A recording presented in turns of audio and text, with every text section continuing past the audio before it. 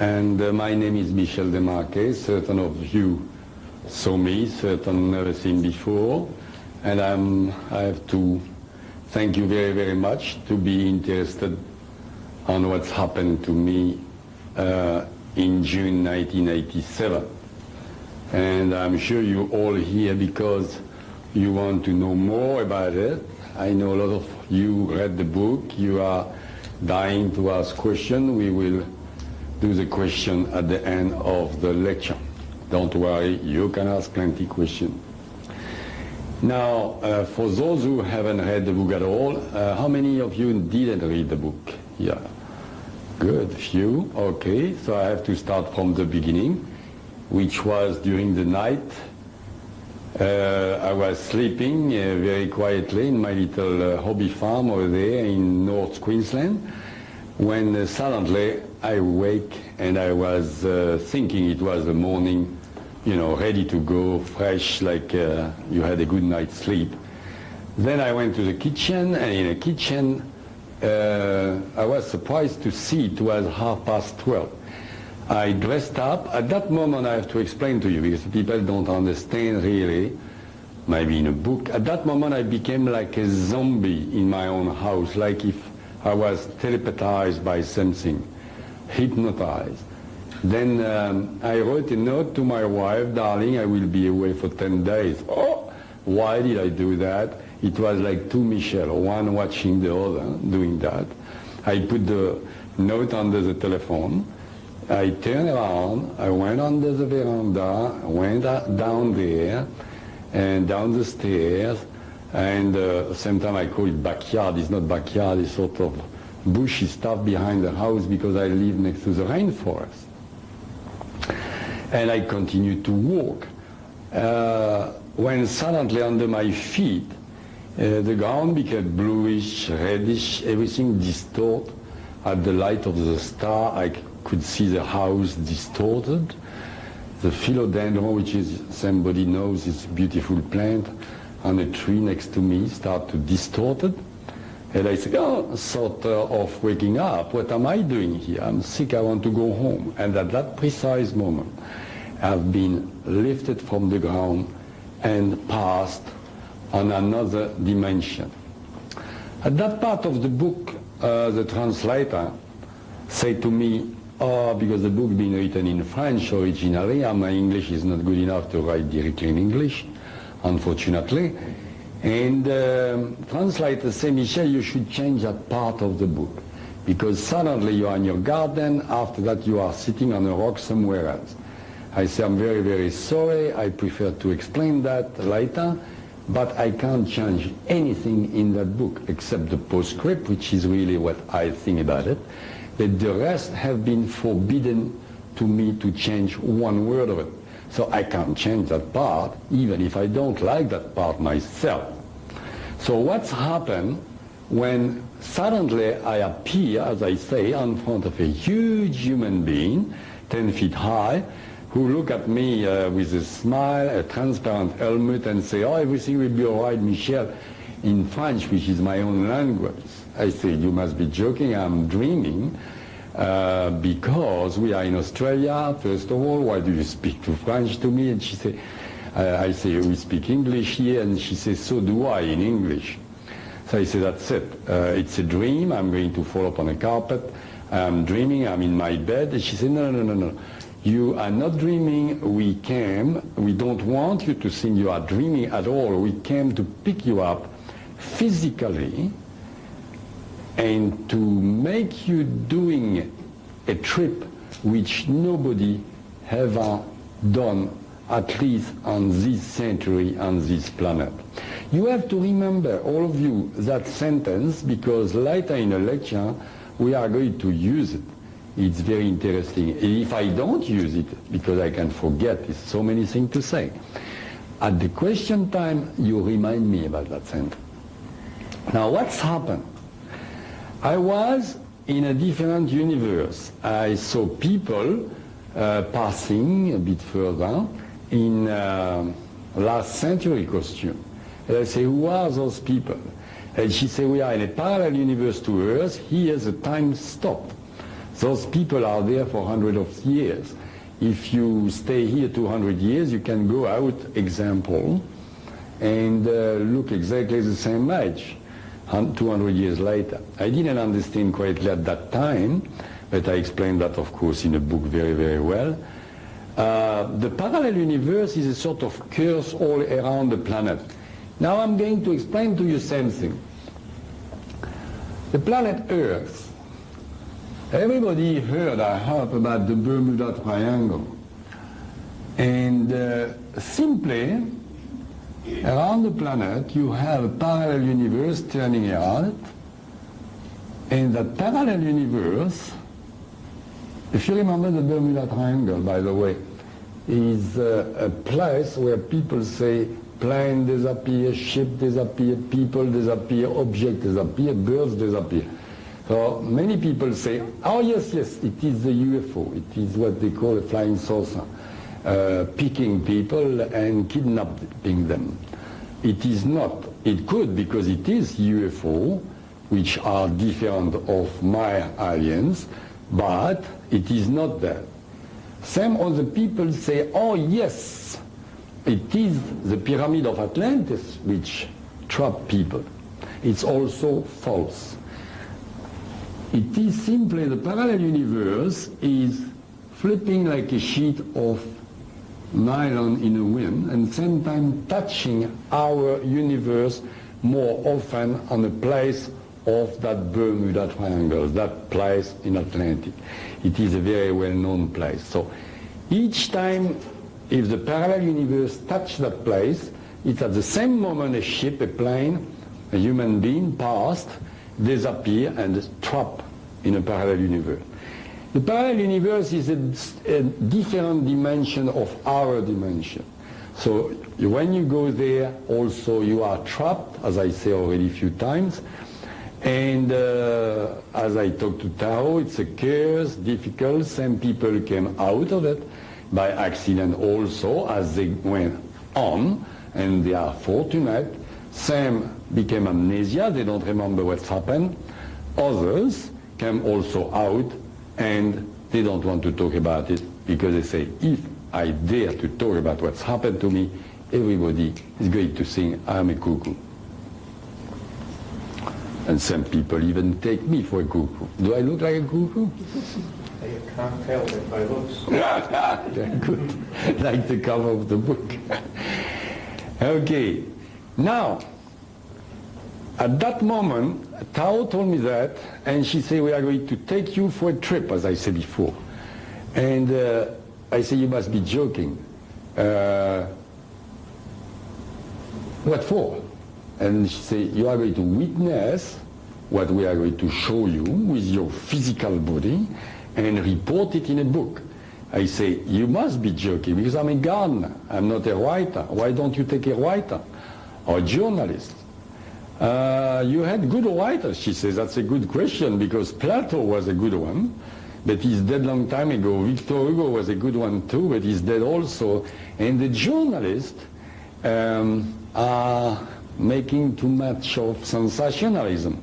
We need you to report word for word what you are going to witness and to put the information in a book, and we'll help you to do that. She didn't tell me at that moment why they choose me, but we'll talk about that later. By the way, before to go further, I forgot to tell you something very important. You are all here in that room, that lecture.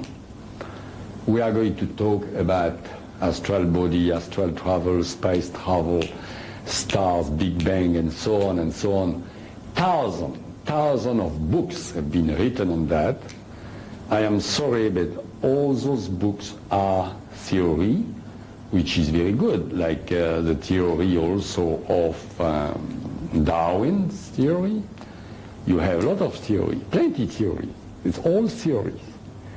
But I am here not to tell you theories, not to tell you my opinion, what I think of it, what I think that we can talk philosophically after the lecture. But I am here to tell you the truth. Also in my book, it is the truth. And believe me, the truth sometimes doesn't please people.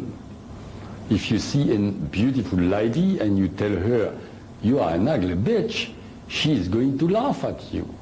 But if that poor lady is ugly and you tell her she's an ugly bitch, she's going to be very, very, very hurt because that was the truth. So people sometimes don't like to hear the truth, and even here, maybe you can be hurt same time on my answer because I have to tell you the truth. And for those who read my book, and so everything what is in, from the beginning to the end, I know some people have been hurt because things they thought, oh my God, I don't like to hear that. So after that, now we are going to continue the lecture. Okay, the abduction by itself, I know certain of you wanted to know how that did happen. So for me, of course, it's very, very boring because I've done that about 4,000 times. But certain of you like that part. Now, we are in a parallel universe. We are walking there, and we are going to an absolutely round spacecraft waiting for us there and shimmering, about levitating about 10 meters over the ground, their ground, that parallel universe ground. And we went there, and then at that time, I have to tell you, I've been scared because I say, that's it. It's no more a dream, because I pinch myself, I say, oh, I'm not dreaming. She laughed at me. She said, yeah, you're not dreaming. We don't want you to think you're dreaming. So I knew I was not dreaming anymore. Even she could read my mind like an open book. When I was thinking I was not going to see my family again, she just turned and said, no, you'll see your family very soon, Michel. How could she doing that? Because she was absolutely minor. When I say she, it is because Tao, that extraterrestrial, looks exactly like a beautiful woman. But of course huge. They can't even fit about the side of the inside of that stuff here. And very, very smiley, yeah, 10 feet high, 10 feet high. It's a reason for that. It is because on their planet, you didn't read the book, eh? Not yet. I can pick everybody who didn't read the book. On their planet, the gravity is not like here, okay? Over there I was 45 kilo instead of 70. So everything there is gigantic, okay? Like I say to her, if you read the book, why are you that size, you know, normal size, I say. She said, no, it is a normal size for us, not for you, but what? Anyway, so that person, I say she, because she looks like a woman. Now, to be easier for the lecture, her name is Tao. Got a problem already. T-H-I-O, Tao. That's her name. You can pronounce whatever you want, but I pronounce it Tao. And she was my mentor from the beginning to the 9th day to the end of the 9th day. And you are going to ask me that later, so I tell you now. And she contacted me 2 more times, but only in astral and telepathically, since that's happened. Okay. Now we are board on that spacecraft, which was no porthole, no hole, no LiDAR, no little green man, I'm sorry for the science fiction people, but no LiDAR, and we levitate. She had this sort of apparatus, and she said, never touch me for a few seconds. She was very serious about it. I didn't understand why. It was maybe dangerous. And we simply levitate, and when I really thought I was going to bump in a spacecraft, a sort of piston went inside, and we land on a platform inside the spacecraft. And then I had a big problem with my eyes because the colors inside were very, very strong, and I had to wear a mask, and she was telling me they were destroying my dangerous bacteria inside me, who was dangerous for them. In a craft, they were destroying it, cleaning me by the vibration, because for them they explain When it's a color is a vibration. And by vibration, you've got somebody behind you. And the colors are vibration. And the vibrations do a lot of things. Vibration can heal you and even kill you. But that is another story later. Now I am in a spacecraft. I'm not going to tell you all the stuff in a spacecraft. You can read it quietly for hours. And then we went to the planet named Tiahuba. Now, I'm sure about everybody in that room say there's something wrong because we don't understand.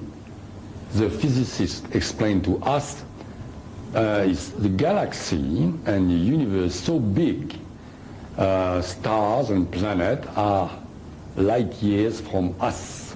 So how Michel Desmarquet can go in 9 days and 8 nights at the other side of the galaxy at billions and billions of kilometers away and came back in such time, even at the speed of light, which is more than 300, I think, and 80,000 kilometers per second.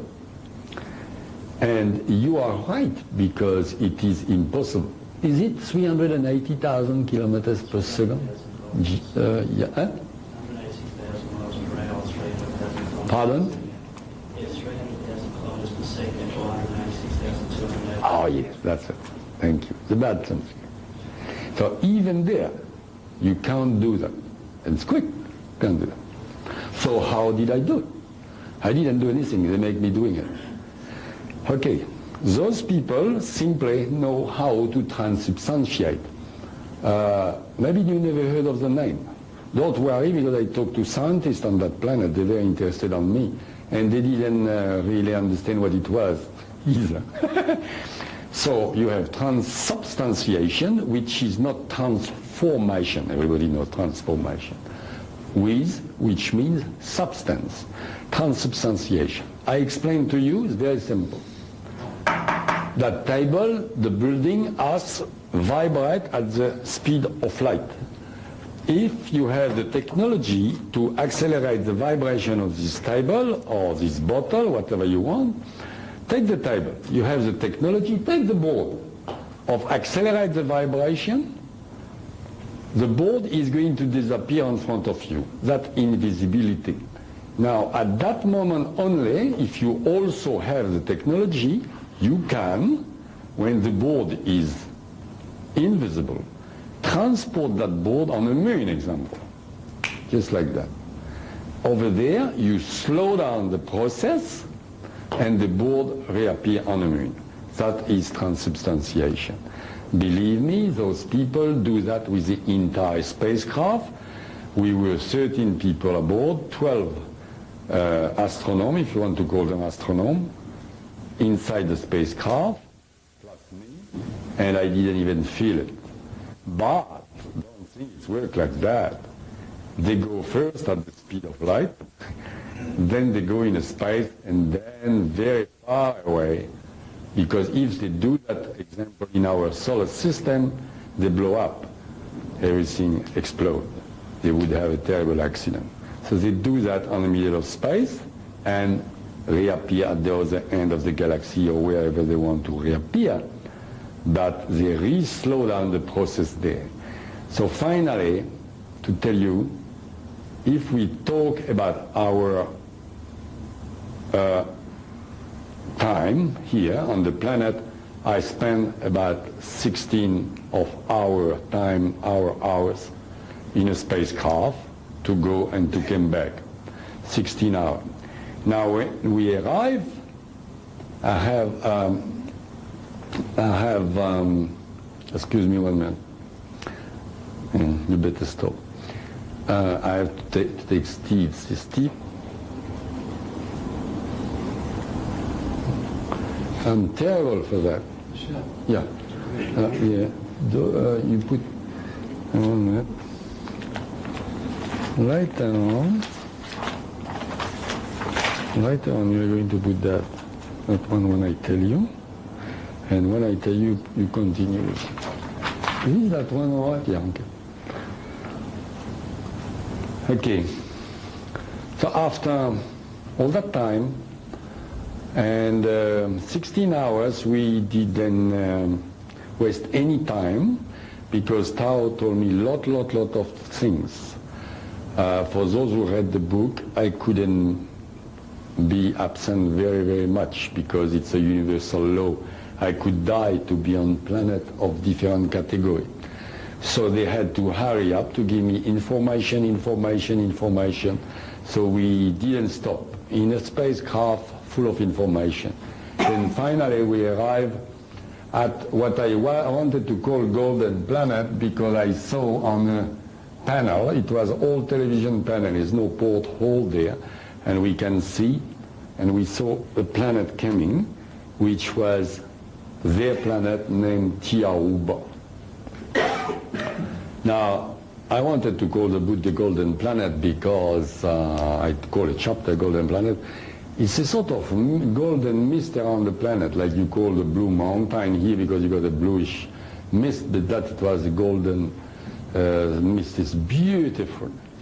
Then we arrived there, I saw that, so finally we saw Zoom and we saw oceans, islands, like you when you came with a plane on a planet, but very luminous.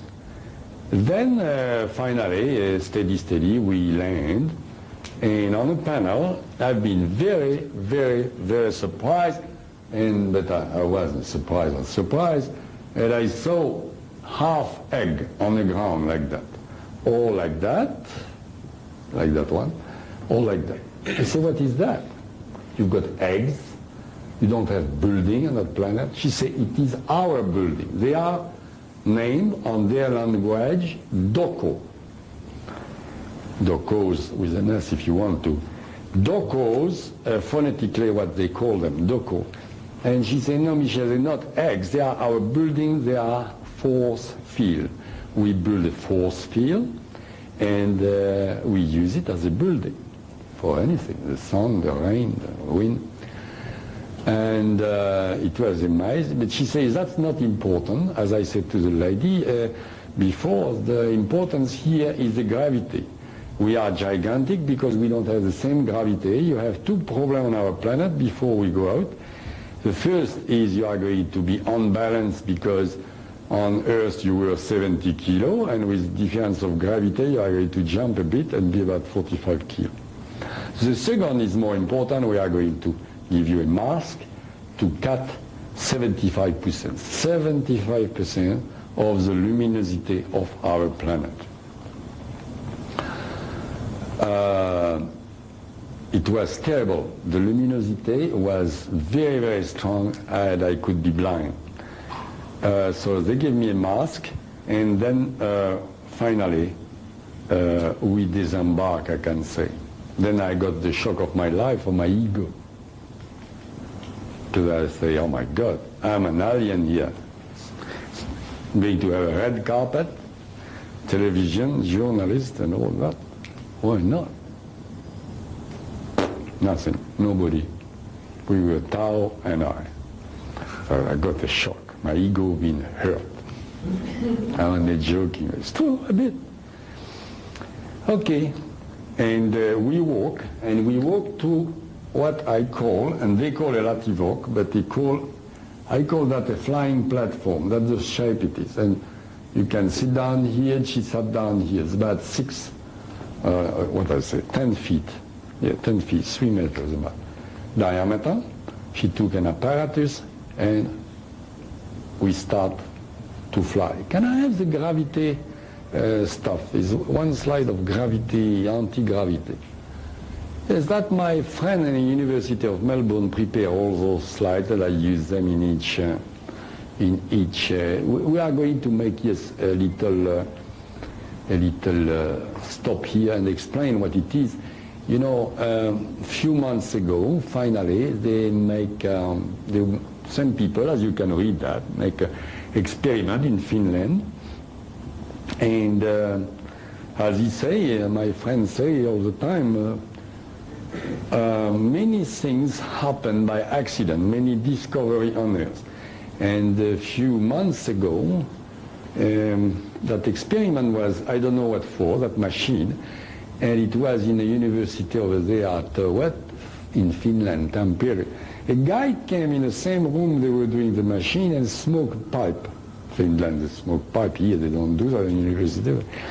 Smoke a pipe, and everybody there was amazed because and the smoke of the pipe went on the top of the machine, on the ceiling.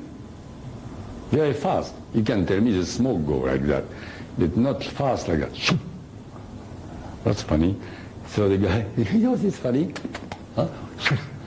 Everybody says something bizarre here. So they went on the floor, on the top of that, over the machine, and they've done the same thing, and the smoke went up for many floors, and the building. Imagine that. So they suddenly look at the machine, and as you can read, that machine was making anti-gravity. It's a beginning of the discovery, anti-gravitation. Anti-gravitation, by the way, my friend went to San Francisco, Tom Schalko, who put something on the back of that book. He's a lecturer at the University of Melbourne. He went there and he told to a physicist in San Francisco in the middle of the traffic, he regret to do that, he was scared. He told him what I told him, which to have an anti-gravity and no weight on this planet, you have the alpha ray making us weight like that. The alpha ray, if you send alpha ray against alpha ray, then you are weightless. And when he said that to that guy who is searching for 15 years about that, that scientist on the traffic almost got an accident. He said, what? And that was because I told Tom. So we are very hoping that guy maybe is going to make really the anti-gravity on this planet and make it work, because it's very, very interesting. I board on that platform, and you imagine when you heard, immediately it reminded me when I was there, you know, when you kid, you heard about the magic carpet flying. It's exactly that. It's exactly that. Which is sometimes coming from legend, because those extraterrestrials were coming here 10,000 years ago, whatever. So it's exactly like if you imagine a flying carpet. You go there, it's almost no noise, and the platform went up, and Tao could move it, and we went 500 meters away, just like that, sliding, and we went in the first doko. The first doko was on a landing place, if you like. They'll call it for not airport, because it's not an airport, but air base for their spacecraft. And I had a second surprise of my life, or I can say maybe the 10th already. But when we went there, we went straight inside the first big doko. Remember the doko? Inside it was, of course, the base of those people commanding the airfield. And we went inside. So the doko from outside is a whitish color, whitish, like an egg. Then the surprise was we passed through, you can feel something, there's no door. You pass through the force field. You just feel something, like a pressure, and it's finished. Then the big surprise is, when you feel that, you look around you, is no more doko. You are outside. Imagine all that building disappear. You see everything outside. It's a very simple explanation. You can't see inside, but when you are inside, they made it like that. You can see outside. It's incredible. Incredible because on the top of the doko, you can see they have a lot of big, beautiful birds, and suddenly you can see the feet of the bird, which is on the top of the doko, and you think the bird is is just like that in the sky, you know. And the bird is resting on a doko. If the bird is too big, a very big bird, pass through, scare, and he start to fly because he can pass through. Okay, now we're not going to go too much on that because we have a lot more important than that. That's only materialistic, and we are here mainly for the spirituality. We went after that to Maidoko, which was in an island on the middle of the ocean. They have a planet with one sun. It's a bit like us, and it's not, if you like. First of all, the colors are, you can call monochromatic.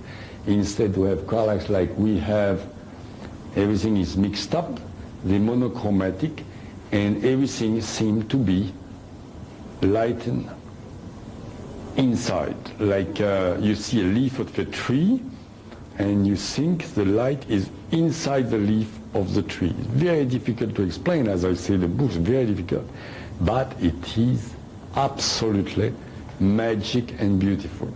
The only problem I had was the luminosity. For our eyes, earthly people, the luminosity is too strong, and as I explained, I find it, for the first time in my life, I find it because of the beauty of the color and luminosity at one time. But I'm being much too fast. I want you to understand what I'm talking about. Now, first of all, we took, after that, we took the platform and we went to Maidoko. That's just what I tell you. But I have to tell you something. I've been surprised because I start to meet people there, a few people at the airspace, and everybody, first of all, looks like very happy, but everybody looks the same age, about 22, 23 is a good age.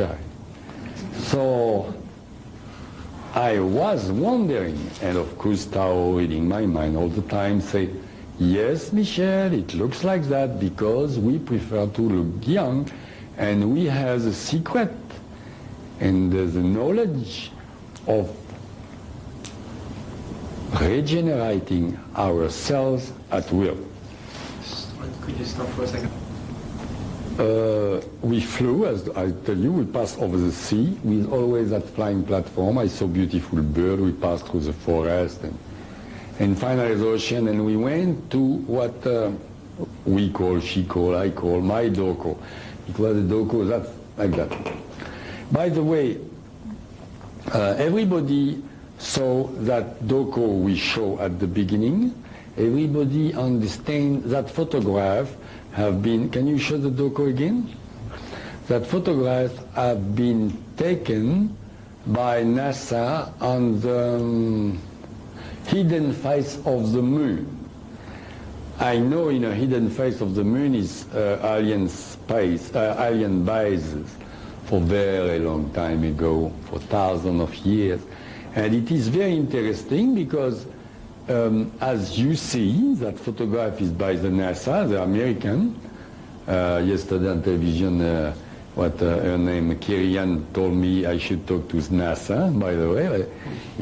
If I had time, I could tell her that, because that's not me, that's NASA. It's very interesting, that photograph, because Tom find it, you know. Now they take it very secret, but at that time it was a leaking, and somebody pinched that photograph because it's exactly, almost exactly, what the doko looks, you know. You can see, like I told you there, the thing is like a half egg, okay? So I had my doko was like that, okay? Half egg this way. Huge, from here to the other end of the room there. Okay, the detail, you have them in a book for inside what it is. You got a relaxation place and so on, even a mini swimming pool if you like. And they take, by the way, the water, it came from the air. They transform the air in water. They have tremendous technology. I was all the time amazed. But we were there for a little while when suddenly we heard laughing, etc. and all the crew from the spacecraft came and joined us. And I was amazed they didn't have a spacesuit anymore. They were all in robes. Everybody on that planet wear robes, coming about middle of the legs, robes, and full of colors, different colors, all unwind like that. Very beautiful. Same time different to the neighbor, and same time almost the same. And I've been told, can I have the aura, please? I've been told they wear those clothes because the clothes are match with their aura. I didn't quite understand that at that moment. So they all came and we were talking, having a bit of hydromel, as I explained what it is in the book. That drink they have, pretty good. The food is no good, but the drink good. And we had having a good time for a while, and I don't know how yes, I remember now. They made levitate the glasses and everything, just like that. And I was open mouth, and as usual, and suddenly Tao herself say, "Oh, I'm going to show you something," but she knew what she was doing, of course. Each time it was for a reason, you'll see later. And she started to levitate. Cross legs like that, and levitation. She levitated, she went right up on the top of the doko. So I was, and suddenly I look around me, and nobody was looking at Tao. Everybody was looking at me, having a very good time, because I looked, of course, like an idiot. For them, it was absolutely normal, and for me, because you heard about yogis levitating, yeah, but you've never seen them. And I never seen them either. And when I saw that person levitating, I was very amazed.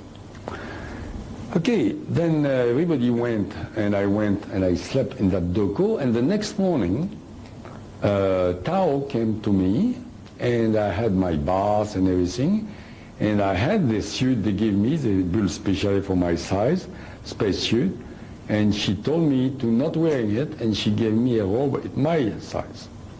Then I had another surprise. I wear the robe, and I almost fainted. I was almost like a drunk, like if you drink 2 bottles of wine for a few seconds. She said, "Don't worry, it'll be all right in a few moments."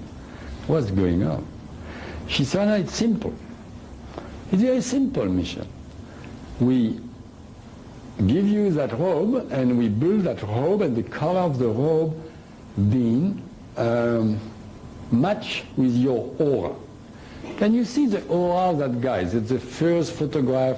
We can start to do a bit of same thing on this planet with the aura. It's the first step. Don't worry, it's not, unfortunately, it's not a very, very good photograph. First step. That one is a bit better. Yeah. So,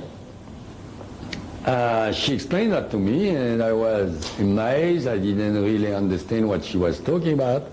She said, "Michel, if on your planet you could read the aura, not only see the aura, but read the aura, you would use less Panadol and less medication, because you could use the aura to know how to match the colors of your suit, example, your dress, whatever, your room, and you will be in much better health."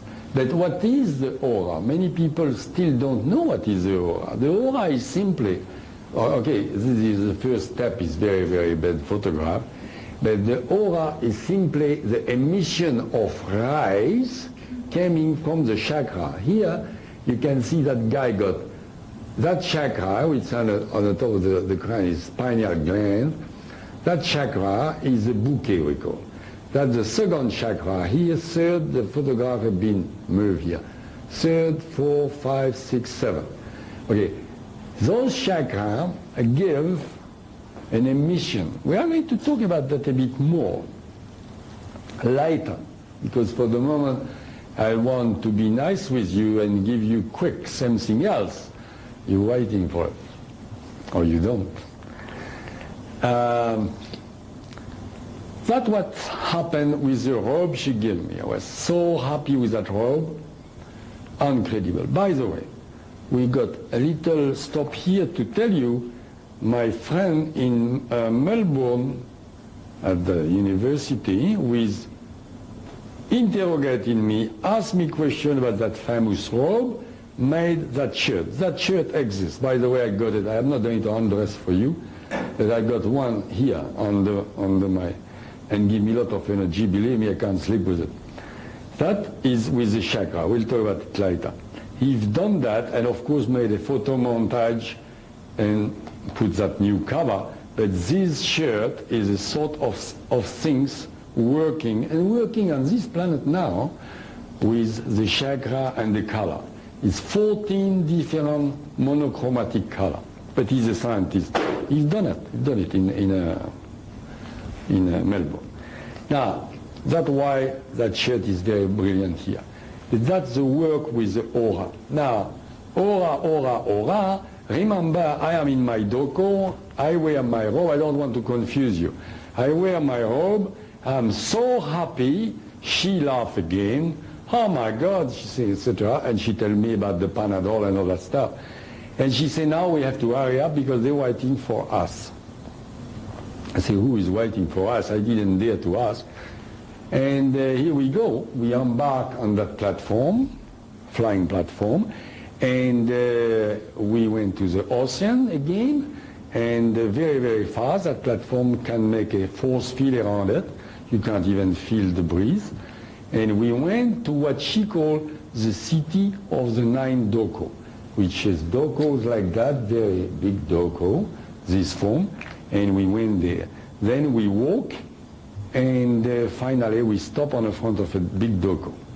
And then Tao, who is always very happy, very easygoing, was suddenly very serious. And I say, oh my God, why she changed like that, you know? It's very, very bizarre because she doesn't laugh anymore, she doesn't joke. And she said, Michel, I'm going to, she's sort of stopping, just like that on the front of the doku. And she says, no door at the doku, but you have a light where you can cross. Like that you don't bump on something behind because you can't see. So that's what it is. And she stopped there and she sort of concentrate. She said, you are going to close your eyes for the luminosity. I'm going to take your mask off and we are going to come in. I was very intrigued and I've done what she said. She took my mask off and I felt she lead me by the shoulders. Of course, she's like that, so she take my shoulder like a kid. And we walk, my eyes closed. I could feel the force field of the doko and I knew we were in, but I was very, very intrigued, see what's going on here. And we walk, and finally she said, you can open your eyes now. I opened my eyes, and you have to remember that, and I saw what I thought it was, 7 statues in front of me in a sort of semicircle on the front of the doko. Everybody can hear me there? It's okay? Thank you. You have to tell me, because with my accent and everything, and if you want to come on the front, it's okay. And it's difficult to hear and to see better over this side, but hear better over that side. yeah, you want to come here? Well, I see the screen better here. Oh yeah, I can't go there because I want to show you a lot of things. But if you want to come here, it's good because it's more work here than there. There it's almost finished.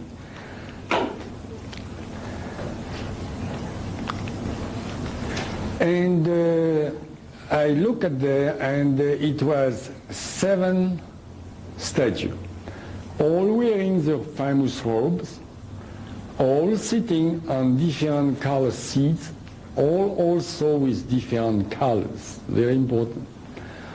And I was wondering what I was doing there, because also I wasn't sure if they were statues, and they were not. They were the 7 masters of the planet. Nothing to do with John Howard, they're not politicians. He's not the master anyway. But 7 masters of the planet, and 7 on 7 seats, of course, and sitting like you imagine Buddha on a lotus position. So I was, of course, absolutely speechless, because they were staring at me with their eyes, you can say, luminous. It was very, very weird. You could swear their eyes inside were luminous. So you imagine that? Since I am about 12 years old, nobody could impress me. Maybe for that they choose me, those people, I don't know. Nobody. And for once in my life, I swear to you, they impress me. That's it. For once in my life, I shut up for 2 hours. I couldn't even speak because they read my mind and give me the answer before I open my mouth. But I'm going too fast again. I'm sorry for that. So, the middle one, they greet me. I remember they greet me. And they say, the spirit will be with you.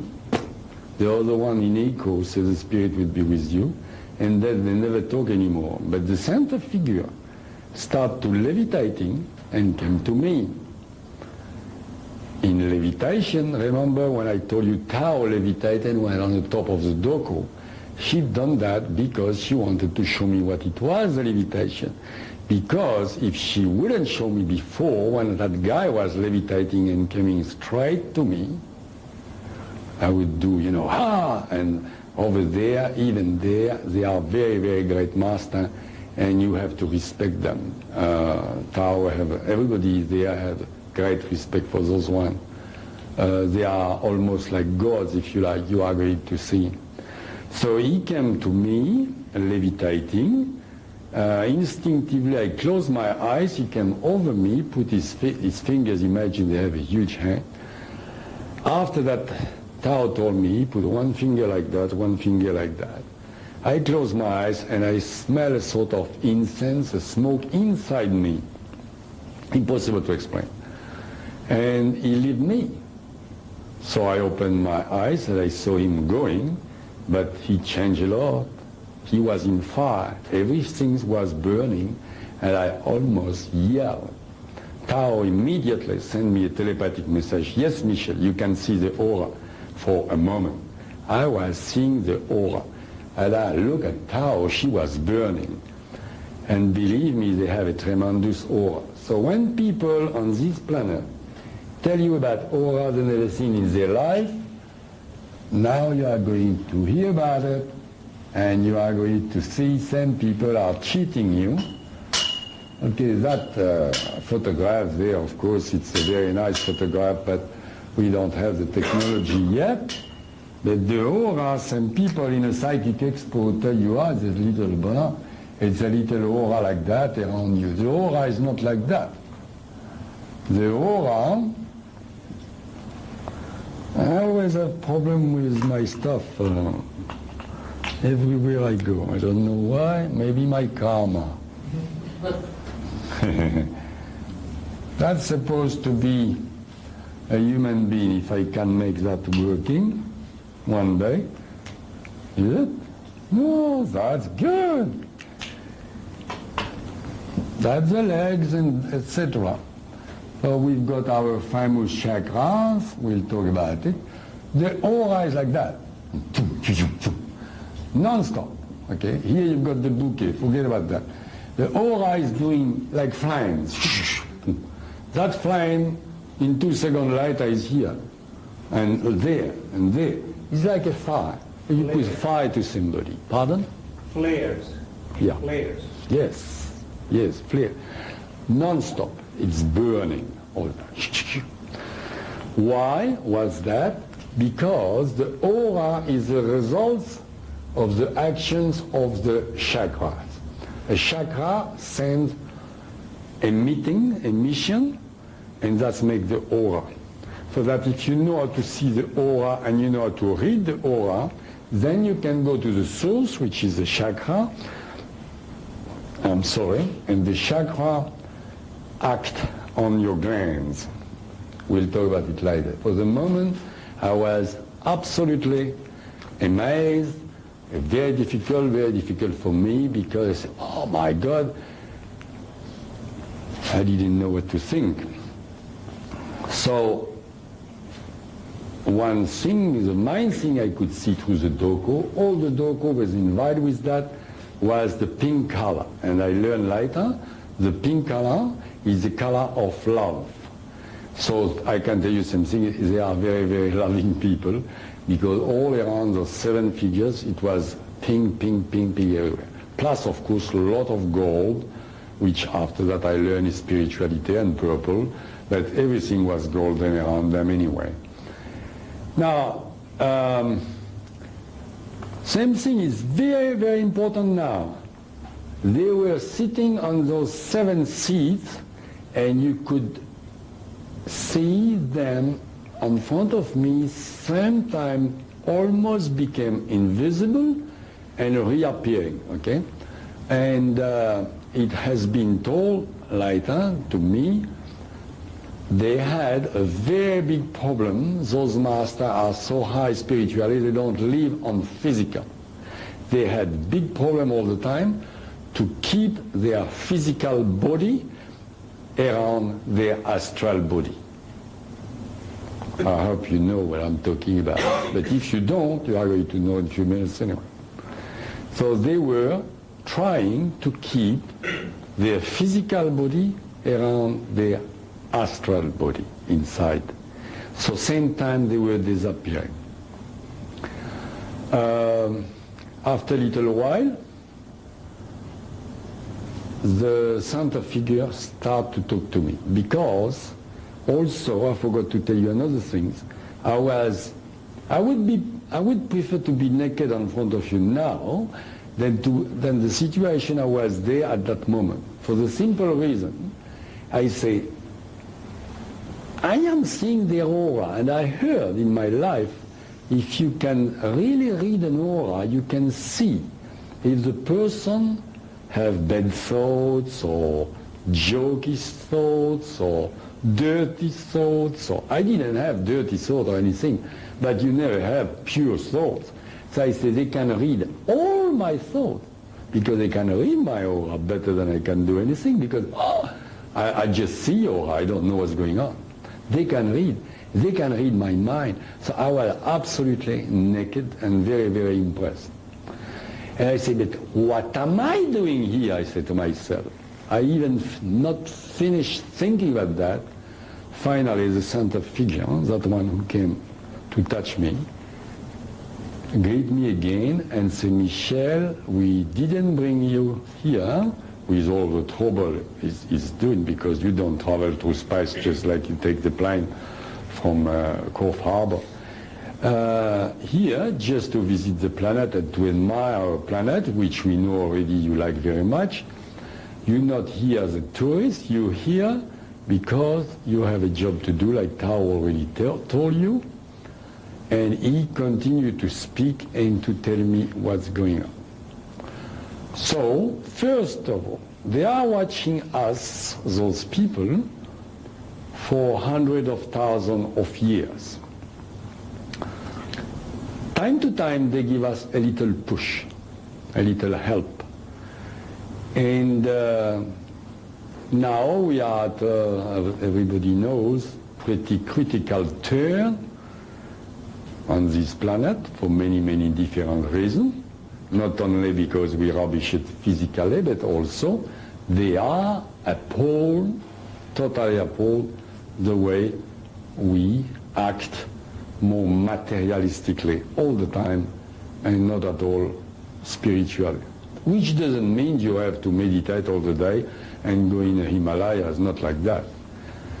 But it means we are spiritual beings, wanted having physical experience, but we forget completely about who are we really inside. Then I was a bit lost, and at that moment I didn't expect him to tell me that, even after everything Tao explained me during the trip.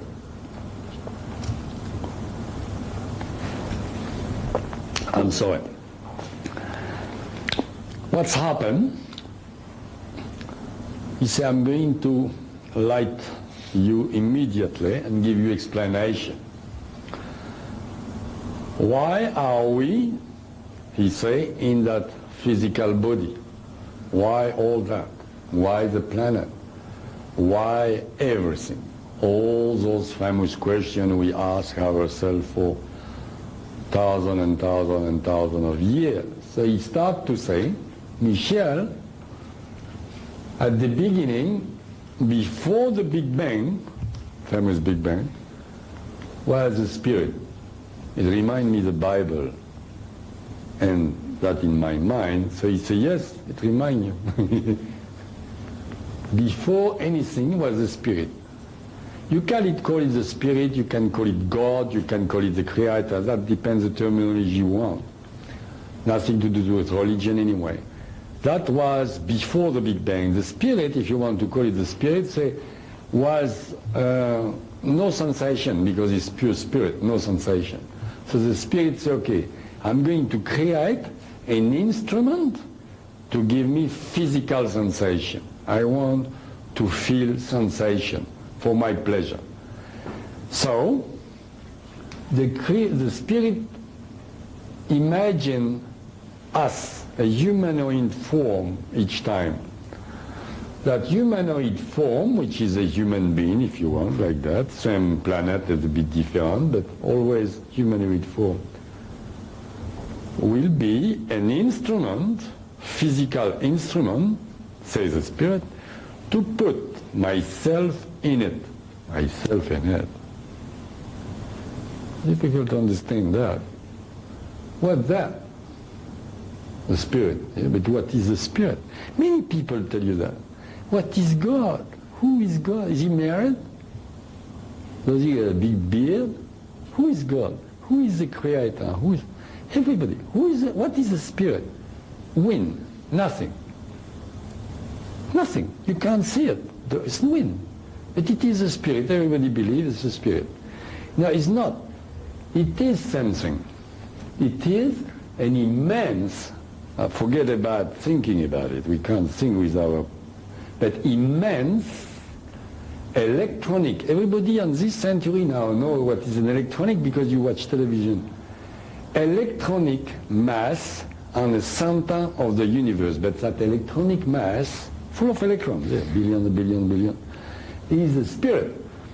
And the spirit say, I will put few of my electrons in that instrument, and those electrons will send me a part of myself, if you like, which is very good, because if you remember the Bible, God created us at his image. And of course we mixed up everything. We say, oh, his image, so God, he got a big beard. Of course, for the primitive people, you couldn't tell them, oh yes, it's electronics, that's what he's talking about. So you need a picture and you make God with a big beard. This is nice, nothing wrong with that. But here we are very, very serious about that business.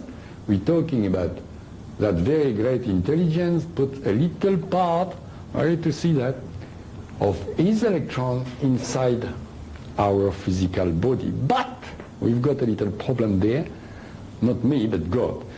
He doesn't want any, or it doesn't want any bad thoughts, bad sensation. It wants only pure stuff. It's a bit if you put a big saucepan full of oil, you put it on the stove, you boil it, and then, don't do that, never do that. My boy in Africa have done that one time. There's an explosion, and you put a bit of water, pow! And it's exactly the same thing. God doesn't want that, it would hurt. So, he wants to imagine a barrier between it and us. 9 different categories of higher self, that will be later, we talk about reincarnation, acting as filters for the sensation between the poor fellow human being we are here through the higher self, and send only good thoughts, good sensation to God. Okay, we're not going to talk about all those filters and stuff like that because it's boring, it's much too complicated, but we are going to talk about something everybody, if they don't know, you are going to know, and if you know, you maybe don't know, but you feel it. It is your own higher self. What is a higher self? I should have 2 or 3 boards. Like same time I have. What is a higher self? Everybody's talking. And New Age people, they talk, oh, higher self. A lot of people think they know what it is and some don't. So I get to talk about it.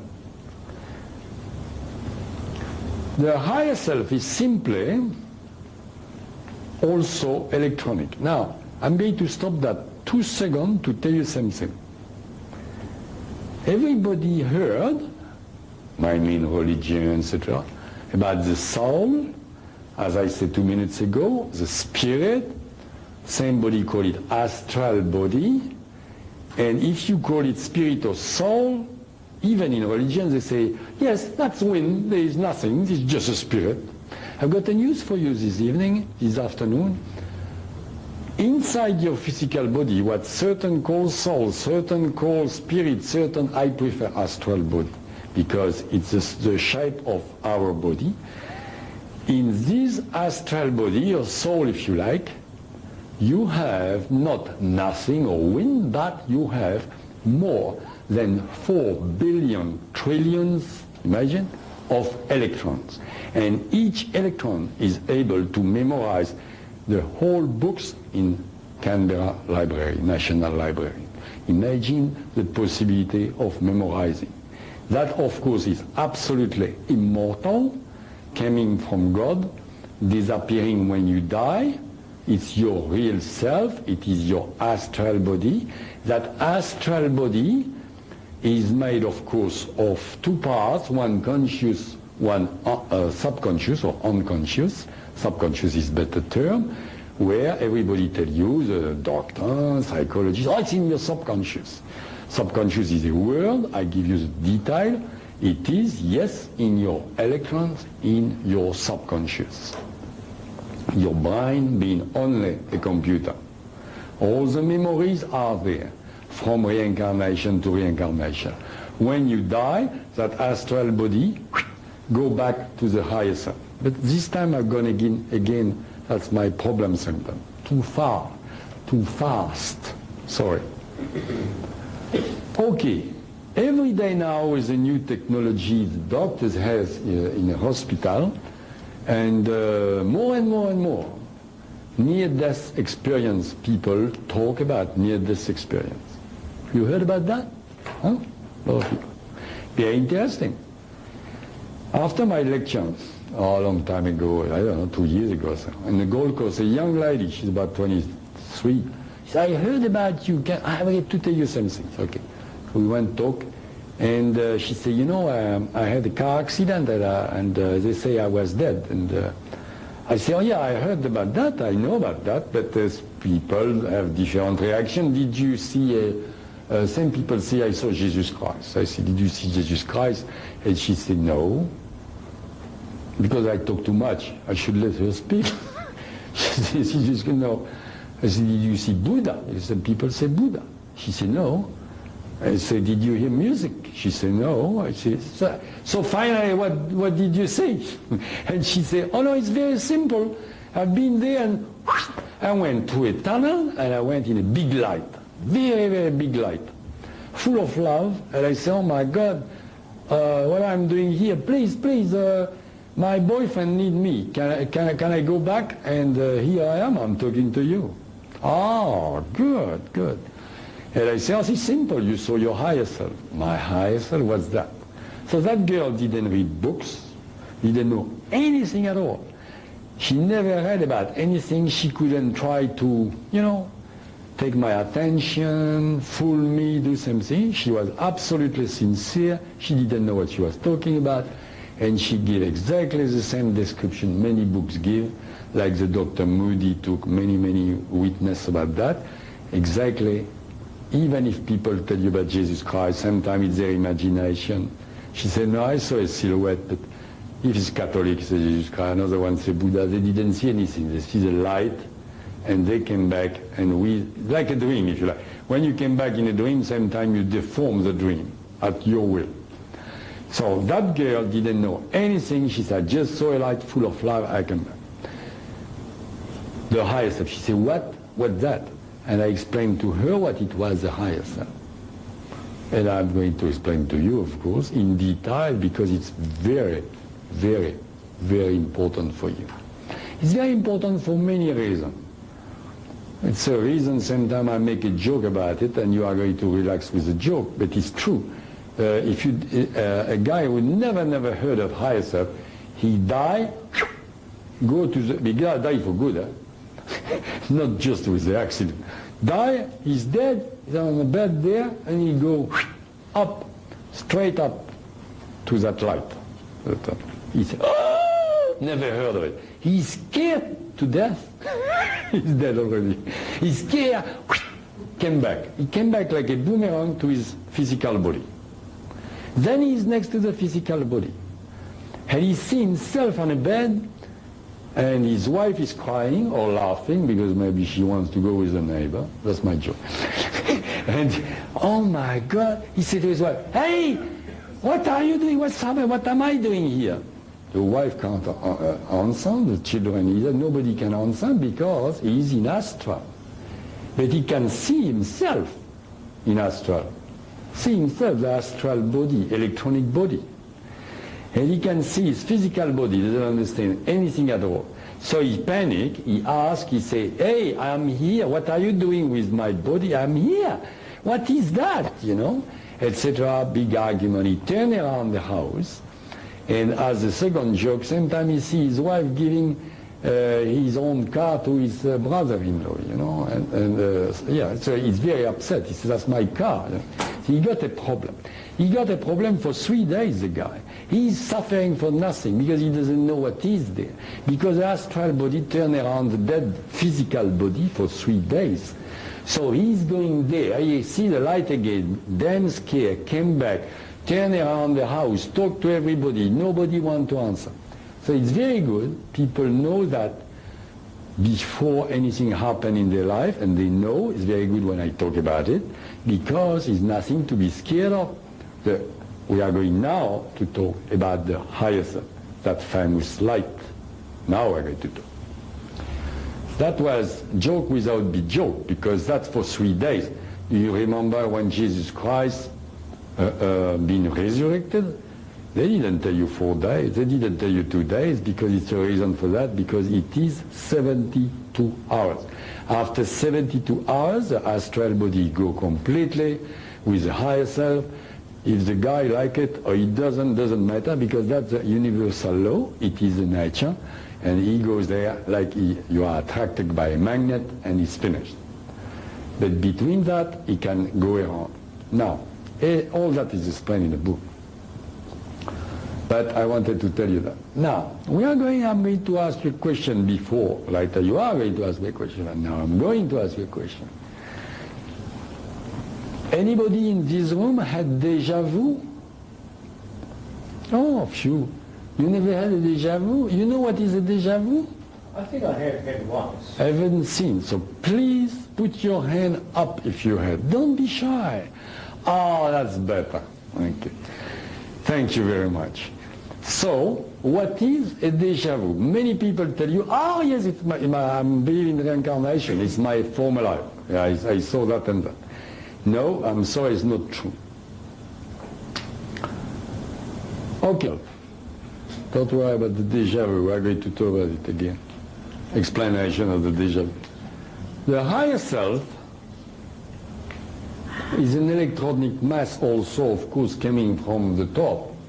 But the higher self is simply, okay, in religion they call that a guardian angel, okay? But it's not quite like that. On the category of planet we are here, a higher self got 9 times 4 billion trillions of electrons. You know those billion trillions of electrons which make an astral body? have 9 times that, plus a nucleus of 9 times 4 billion trillions of electrons for its own energy. Which means that's the real higher self here, then 9 times those 9 astral body to distribute in one physical body here, one in New York, example, one in Tokyo, one on planet Mars, no, that was a joke, one on the moon, good. So you was one there, or 2 in Sydney, 1 in Melbourne, whatever.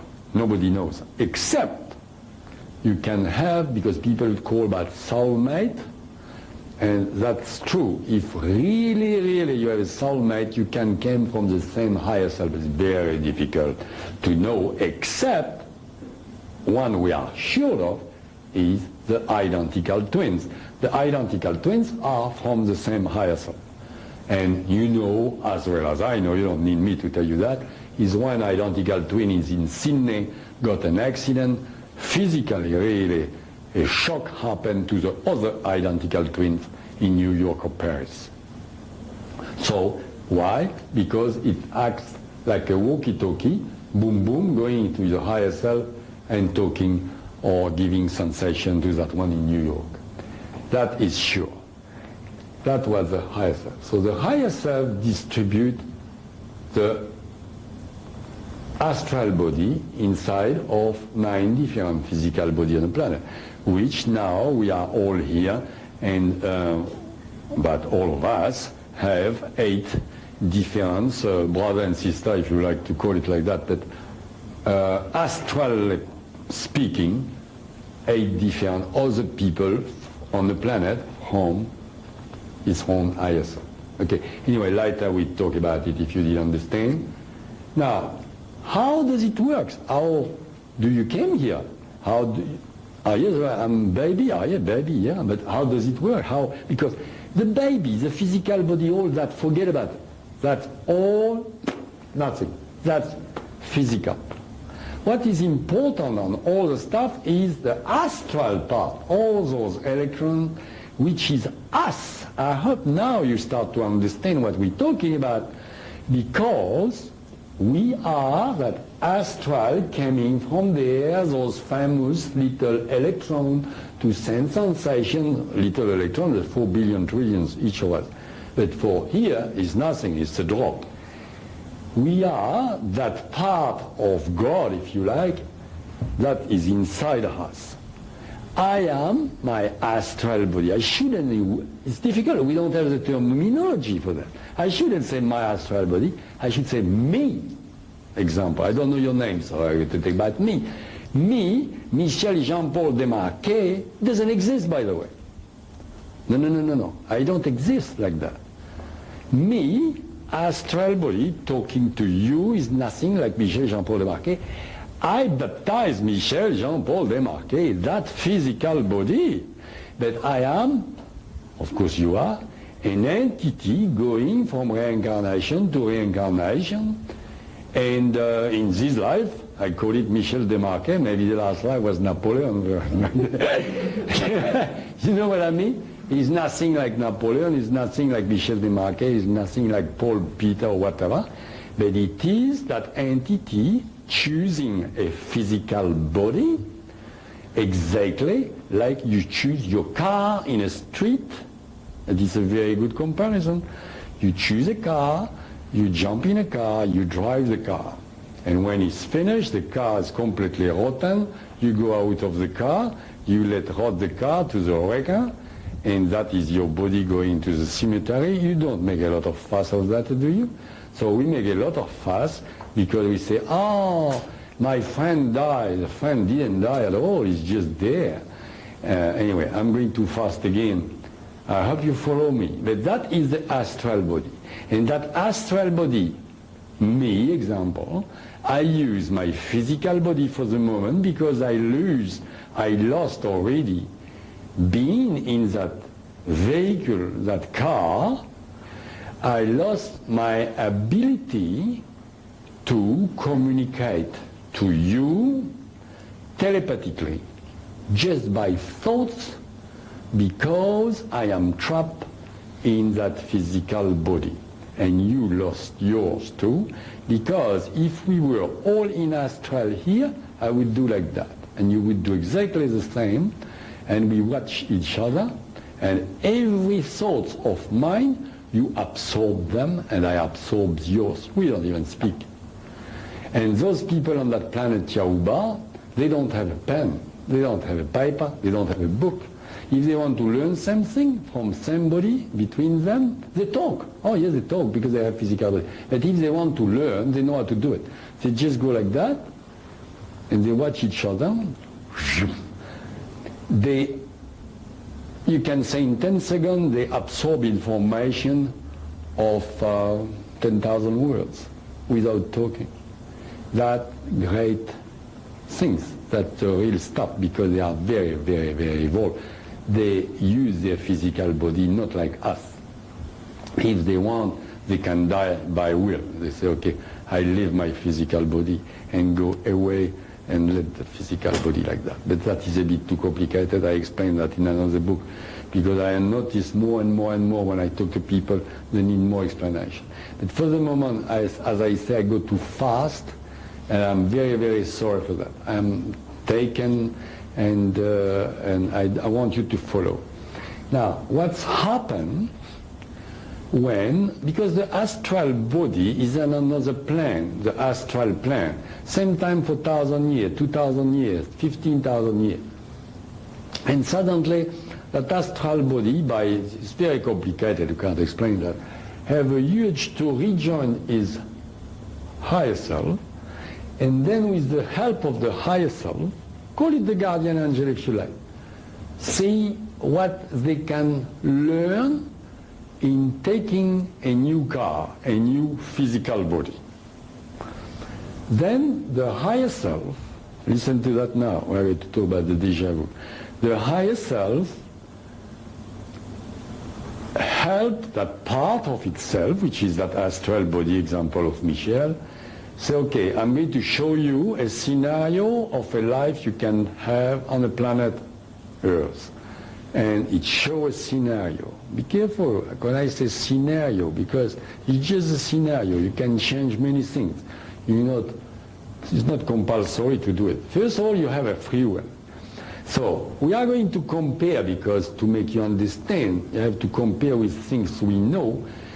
If I put here a screen and put a video, and very, very fast I show you your next life, you want it or not? You look and you see, oh, and I will meet Michel Desmarquet. Oh, yes, that's funny.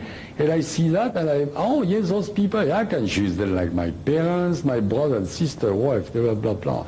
Oh, I go in a boat, and blah, blah. Oh, yeah, I take it. No, I don't want it. But it's not just like that, of course. It's much more profound. You look at that, and you can see with the help of your higher self, you see, yes, I can learn something I didn't learn before, learn something to improve my knowledge, spiritually speaking. Then you can choose it or not. Sometimes it's very, very hard life, but you know you can do it to advance very, very fast and finish to ending to the source, maybe in 10,000 years or maybe in 10,000 days. Nobody knows. Then you know you are going to learn something, choosing that sort of video type. You see, okay. And obviously all of us here say yes. Then, okay, you choose that. It's finished. Same thing happened there, and everything you saw is erased, and you don't remember anything. It's a reason for that, for suicide purposes, because you could be tempted to do suicide, which is very bad. And also the main reason is if you know what's going to happen tomorrow morning, you are going to avoid it, and you're not going to listen to learn the lesson. Good. So for that it's erased. But in the nature, everything got a little accident. And same time, the movie you saw haven't been erased properly. Then for 5, 10 seconds, it happened to me for 1 minute and a half in my life.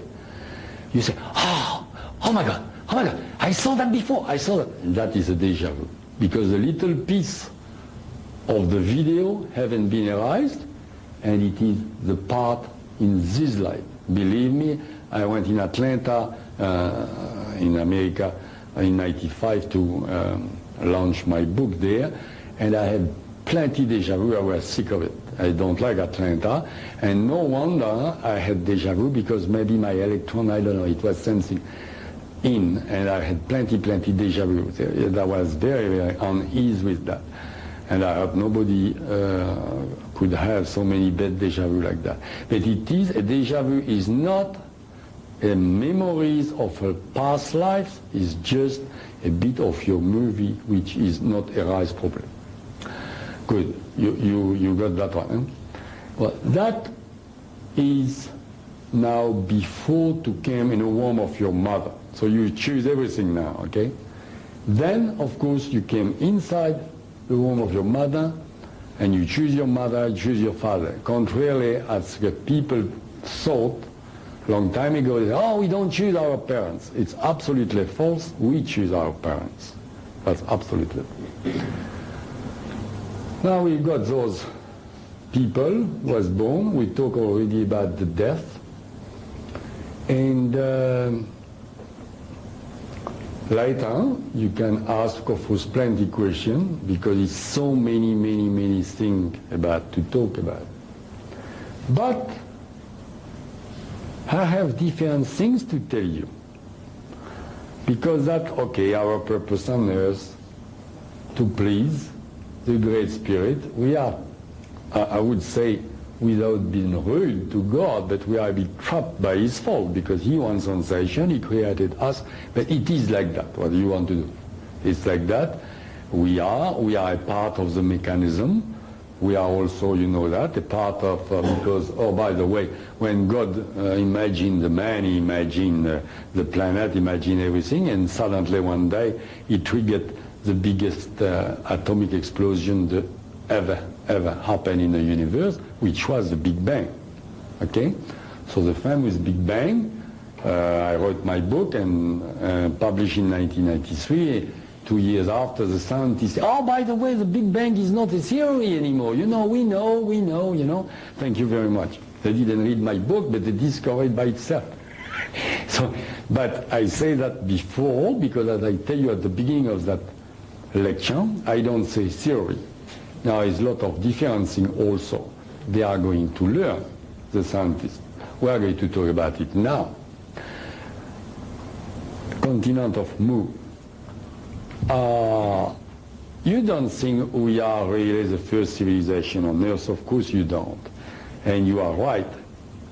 What we can call civilization, because for those people they don't call really the civilization, but I don't want to be too bad with it. Now over there we've got a very nice picture my friend found and put that on the slide. And it is the Pacific Ocean, and we are going to talk about the ancient civilization. Pacific Ocean, so you don't need me to explain, the picture says it all. But a very long time ago, it was, for those who read my books, that big continent arose 1 million years ago in the Pacific. And now it's not there anymore because it disappeared. But it was a big continent going about next to the California there, just touching by a zoom, going Hawaii, a bit like that and like that. Huge continent, about 3-4 times like Australia, and one corner of that continent, one corner, was the quarry of Olatum. And on that quarry, they were cutting stones, statues, and everything. That continent, what is that continent? Inhabited by whom? By a very evolved race of people coming also from another planet Aremo X3, I remember well. And they were very evolved. At that time, they were the most evolved people on the planet Earth. They knew about levitation. They knew about the anti-gravitation, the law of anti-gravitation, and very important, they were friends of people of Tiaoba.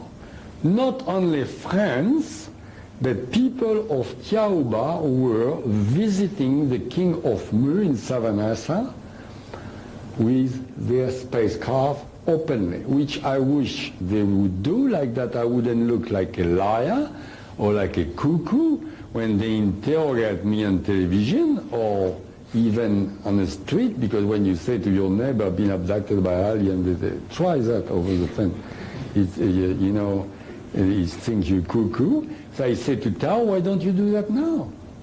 Go to the Pentagon and like that, it's a be all right. No, you're not ready yet, she said. At that time, they were ready, and they were talking openly with the government. Those people who abducted.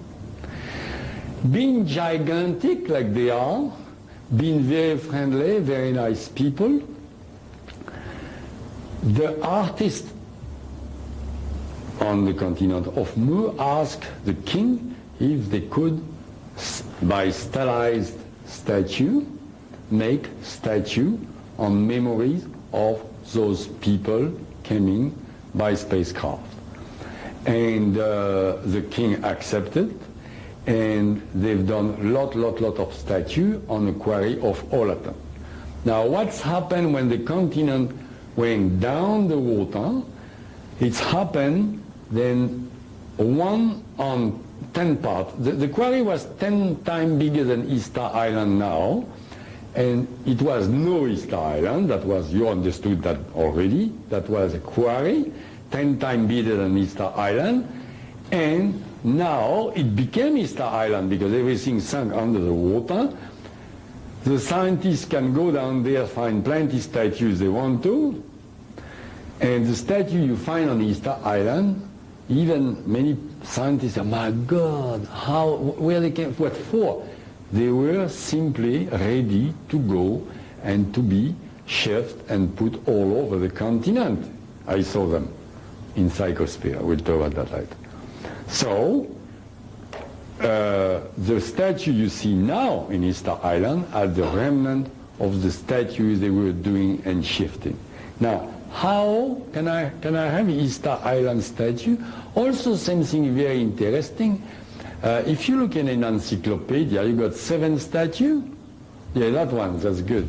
Okay, by the way, it's a guy, I forgot his name, everybody heard about him. He went, he done with the Kon-Tiki, crossed the Atlantic. Pardon? Yeah, to Heidel, a name like that, I think. He speaks French, by the way, the guy. And he's very nice. He wants, you know, to prove his theory, so he put about 200 people with a rope, and he moved a statue about like that, and the statue moved and went, you know. But if I, you know, knew him, and if I could talk to him, I would ask him, because his theory, it's with a rope. So I would ask him to move this statue. You know that guy here? That's the nose of the statue, that's the head. That statue about 150 tons, and that statue is inside the crater. So it would be very much fun to see that statue moving. Okay, okay. So thank you for laughing. Now that is because those people didn't take rope at all. They had the secret, as we are going to see, of anti-gravitation. And they could move, as I say, everything is weightless, okay? And they can move, as we are going to see, tons and tons and tons with an apparatus like that, because it's a vibrational stuff. I don't know how to make it, nobody yet, but it is like that because as Tao moves that platform, as we flew, for those who read the book, that's anti-gravitation, complete. And the way to use it.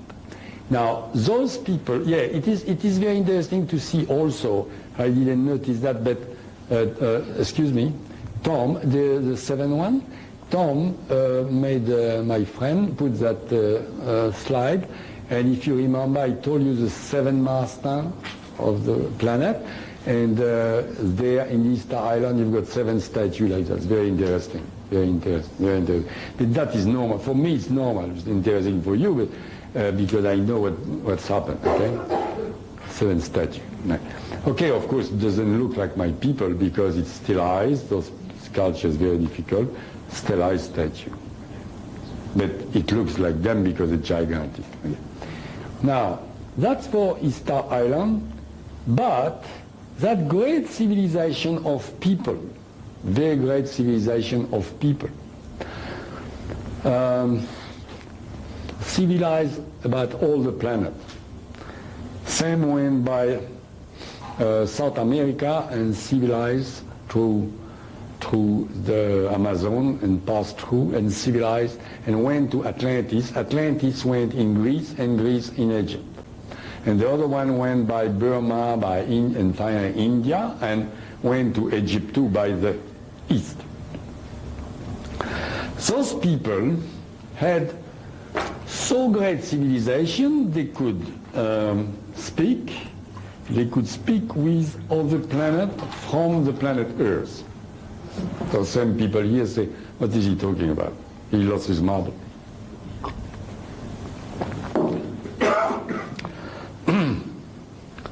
Okay. On this planet now, you have our government, our scientists tell you every day nothing like UFO, nothing like extraterrestrial, you're making a big mistake. Forget about it. It's nothing. All those things. No extraterrestrial. But every day they spend millions and millions of dollars to send radio signal through the space. Because they say it is somebody there, maybe he can answer. And listen to that one now. They say,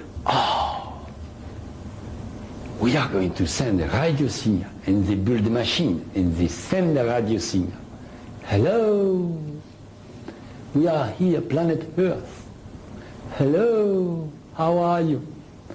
Then they send that at the speed of the gentleman, say, whatever, 300,000 kilometers per second with speed of light. But still it's too slow. So 10 or 20 years after, they receive an answer from another planet. Oh, we are well, thank you very much. What about you? So you can't have a conversation like that, do you? No, it's impossible. So what is faster than the speed of light? What is immediate? Thank you very much. Aha. Thank you very much. So it is a thought. So, what are you going to do? Oh, I'm going to telepath. Good. And you start to telepath. It's good. So you telepath in Mars, Venus, whatever, a bit even further.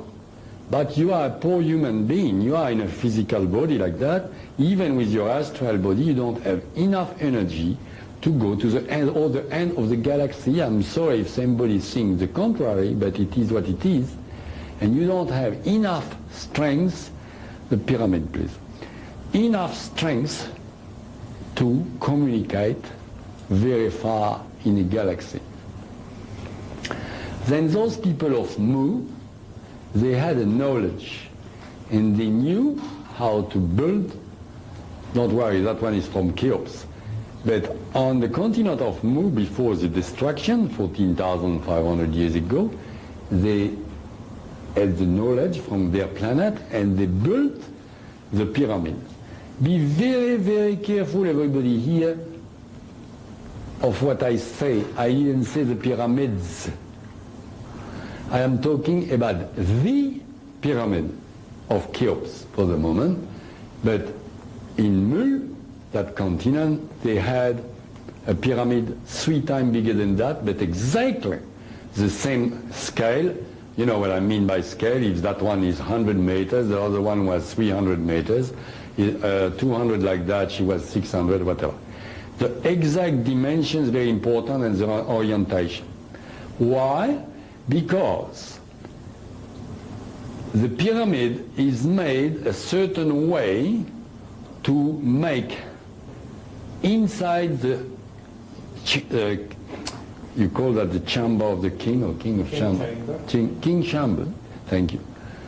Over there, a sort of zero magnetism. It's a tremendous magnetic field, and that pyramid is built to give to the user over there the absolute strength to send thoughts through the galaxy by that place. Then our very good scientists call it an air shaft. It's not an air shaft. That one is not an air shaft.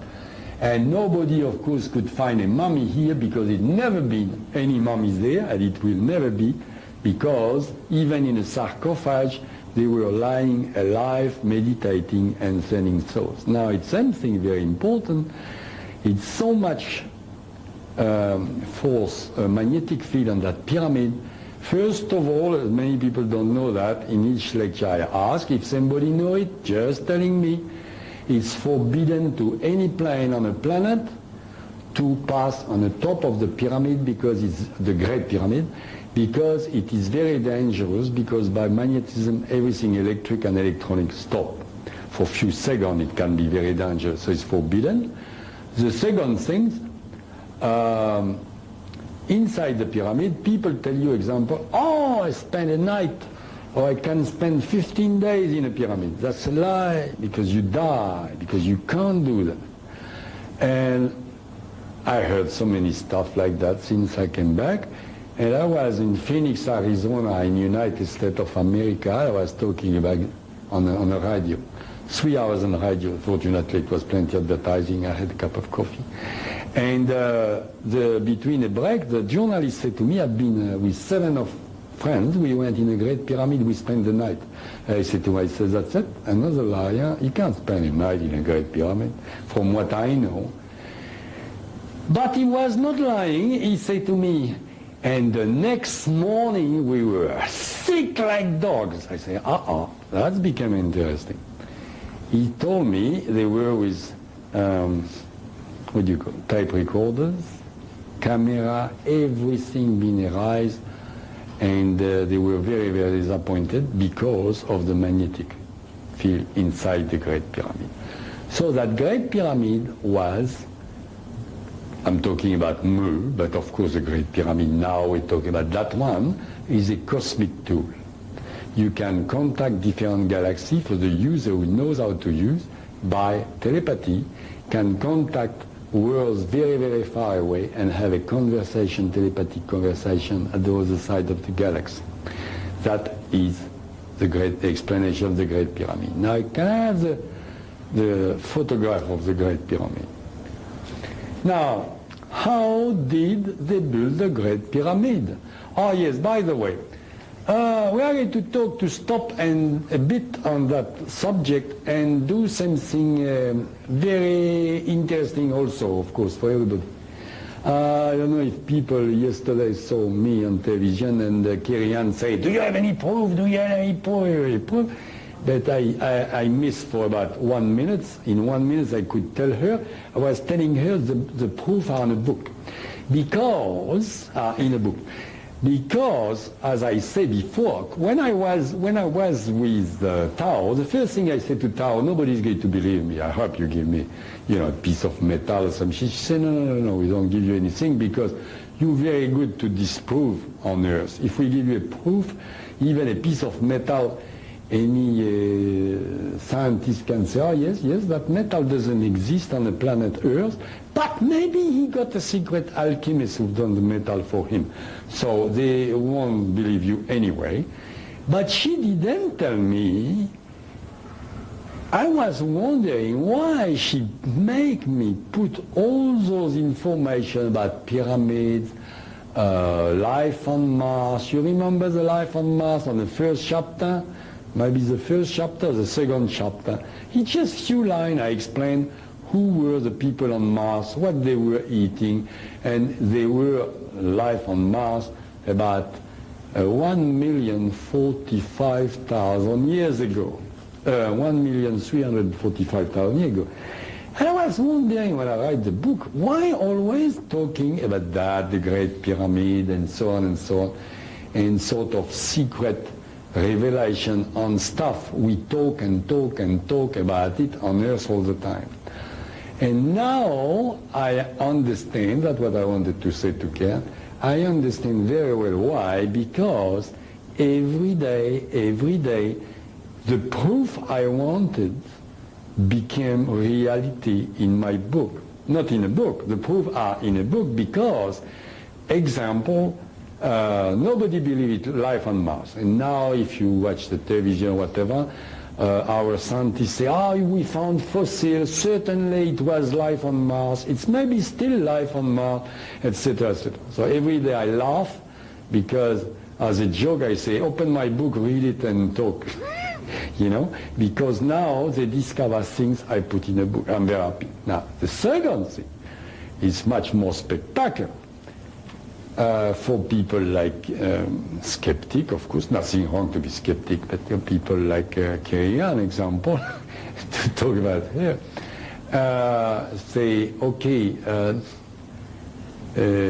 you sure it's more spectacular to see if it's true or not. If, like she seemed to think, I was inventing the book. I'm a landscape architect, I'm not a scientist first, but if I was tremendous imagination, then inventing the whole book, I could say, listen, everybody, because it's been thousands of books written on the Great Pyramid, with all different theories. I could say, listen, all those guys, they talk about 4,000 years old, the Great Pyramid, 4,000, maybe 5,000. If I do something, I could put 5,500 years, you know, to be not like the others. 6,000 years? I can't go further, it's ridiculous, it's a mistake. But it is very, very funny because you are going to read what I put in my book. In 93, can I have a photograph of the last? Yeah, go for it, it must be next. Yeah, that's it. That's what is in my book. Great Pyramid of Cheops, constructed by Thoth, not Cheops. Everybody tell you it's Cheops. Because they thought it was at the time of Cheops, yes. The Cheops used it. So now, 17,000 years ago, I'm a stupid idiot because it's impossible. Why do I jump like that? I don't jump, I don't care. I say what they told me. So now, 17,000 years ago, and if you read the last news, how do you call that? The guy who dig. Oh, thank you. The archaeologists, and they dig and they look also at the Sphinx, and you know that. They understood not long ago with the erosion and so on and so on.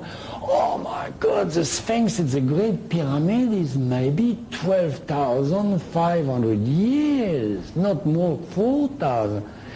And plus, and I laugh and I say, go 4,000 more. That's it, you be right. I am laughing, and that is proof. That is proof, because they are going to finally find out it is 17,000. I know that. So what about that? That's what very interesting. And okay, now we are going to talk about something else. They still don't believe on it, but they will soon. Still cosmic. The stone of 50 tons. Remember to move the statue and all that stuff. And that is simply what I say here, because, by the way, in a Great Pyramid, can I have the schema of the Great Pyramid, the drawer? Yes, that one. I'm going to tell you something. You don't know that. You see up there, I tried to get it there. That here is one stone inside. Nobody knows that. That here, that's one stone. Yeah, people know that, but I mean, you have to know it too. Here. You know that stone? The Rialto in Melbourne. That's the size of the Rialto. You want to move that with a bunch of slaves and whatever you want. 2,000 slaves, 10,000 slaves, 100,000 slaves, you can't do anything. And that is the anti-gravitation. They have the secret of anti-gravitation and they can move. Also, you have to understand the Great Pyramid. Did you think 2 minutes or even 2 seconds, if you want, or 2 hours, as I told you, that what they call the air shaft is directed on a special place in the galaxy to talk and to send thoughts to precise place they knew in different planets in a galaxy. Okay, so you can see, as I can see, to direct that shaft in a galaxy, it would be pretty easy if you build a pyramid, then you pierce, you look like that and you know where to go, and you say, okay, I'm going to pierce, a shaft in two. But it doesn't work like that. They build the pyramid, and as long as they bring the stones, the architects, the shaft is made. So you imagine the tremendous knowledge for an architect to put the pyramid at that place, and for the building of the stone and the cutting of the stone too. It's incredible. You can't absolutely even imagine that with our so-called technology now. Now, I don't want to hurt your ego about so-called technology, so-called civilization, but too bad. I'm going to tell you something. We are very proud on that planet Earth, not me, but certain people are, of the space shuttle. You want me to tell you what is a space shuttle compared to their spacecraft? Their spacecraft is the Concorde and the space shuttle is the wheelbarrow. It's exactly the same thing. You compare a wheelbarrow and the space shuttle. The wheelbarrow, you can put a bit of money, you go there, and the Concorde, you can go wherever you want around the Earth, it's a difference, and it is exactly the same difference. So as long as we use rockets to put spacecraft, if we want to go on another planet, you want. Now, also another thing, don't worry. I never said that on my lecture, by the way, before, but or maybe at the early beginning, 2 years ago, if by accident or not accident we discover the way of anti-gravitation, transubstantiation, and we have the possibility to visit other planets, those people are not going to let us do that. They are going to stop us, even by violence, because they judge for the moment we are not able to look after our own backyard, as you know, because we pollute everything, and they're not going to let us going on another planet to pollute a second one in the universe.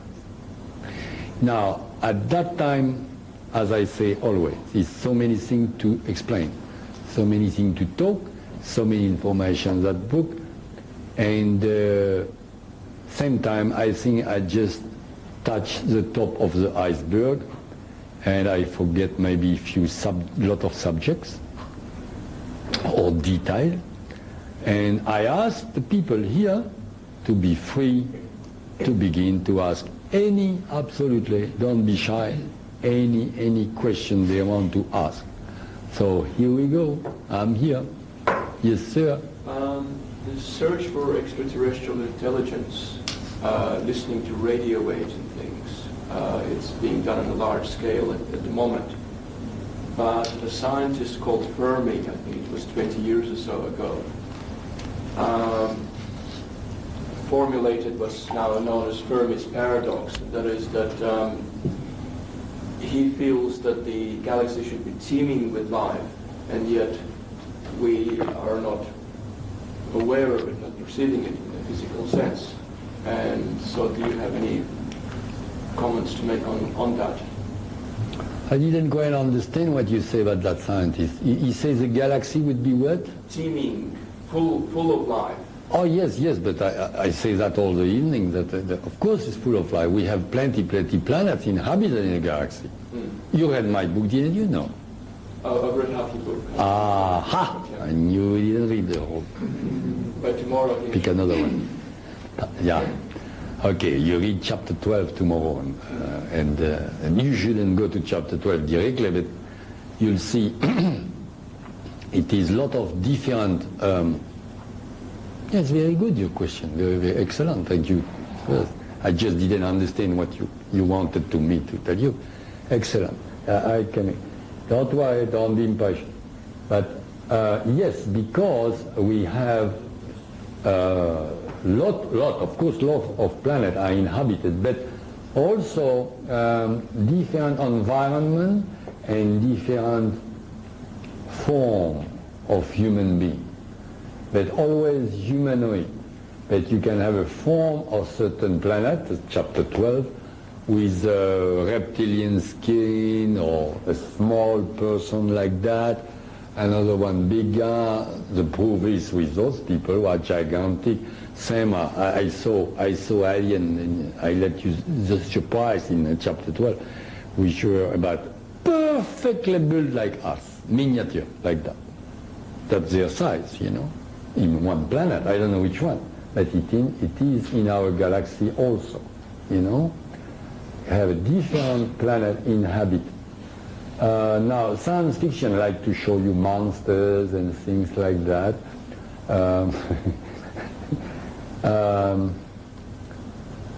It's not only a good question, but it makes me think. I forgot about to tell you something. Some people like that explanation on that. I never talked about it before, and finally, we are going to talk about the gray aliens. Finally, Tao told me in Atlanta, Georgia, send me a telepathic message, give me the order to talk about it, and I talk about it. I almost broke the table. I was very angry, and it was a UFO room over there, and I almost broke the table. Because in front of me, they told me, oh, they're not very attentive in America. I said, not attentive? They are going to be attentive with me. I said, so much noise. Yeah, I was in America, and suddenly I said, my God, what's going on here? It's 5 million of American people who really are sure they've been implanted by the gray alien. Then Tao sent me a telepathic message. Okay, go for it.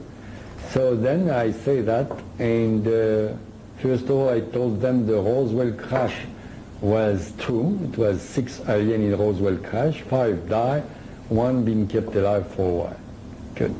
Secondly, people talk about gray and make photograph or design of ugly, like I say, science fiction.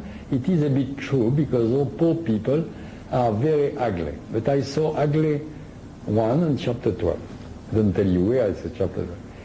And those ones called gray, I can't tell you exactly where they are because it's still forbidden for me, but they exist, good. But they're absolutely not dangerous like people think. First of all, it has been 100 to 150 people implanted by the gray alien on this planet. No more than that, not 5 million.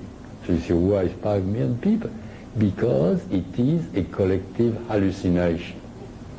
You remember, I don't know if you remember, in a book, you had, at the beginning, in a book, Tao told me about hallucination they can make and how it's easy to hallucinate or illusionate people, and that's what can happen. And she even hallucinate or illusionate me and making the entire spacecraft blowing up.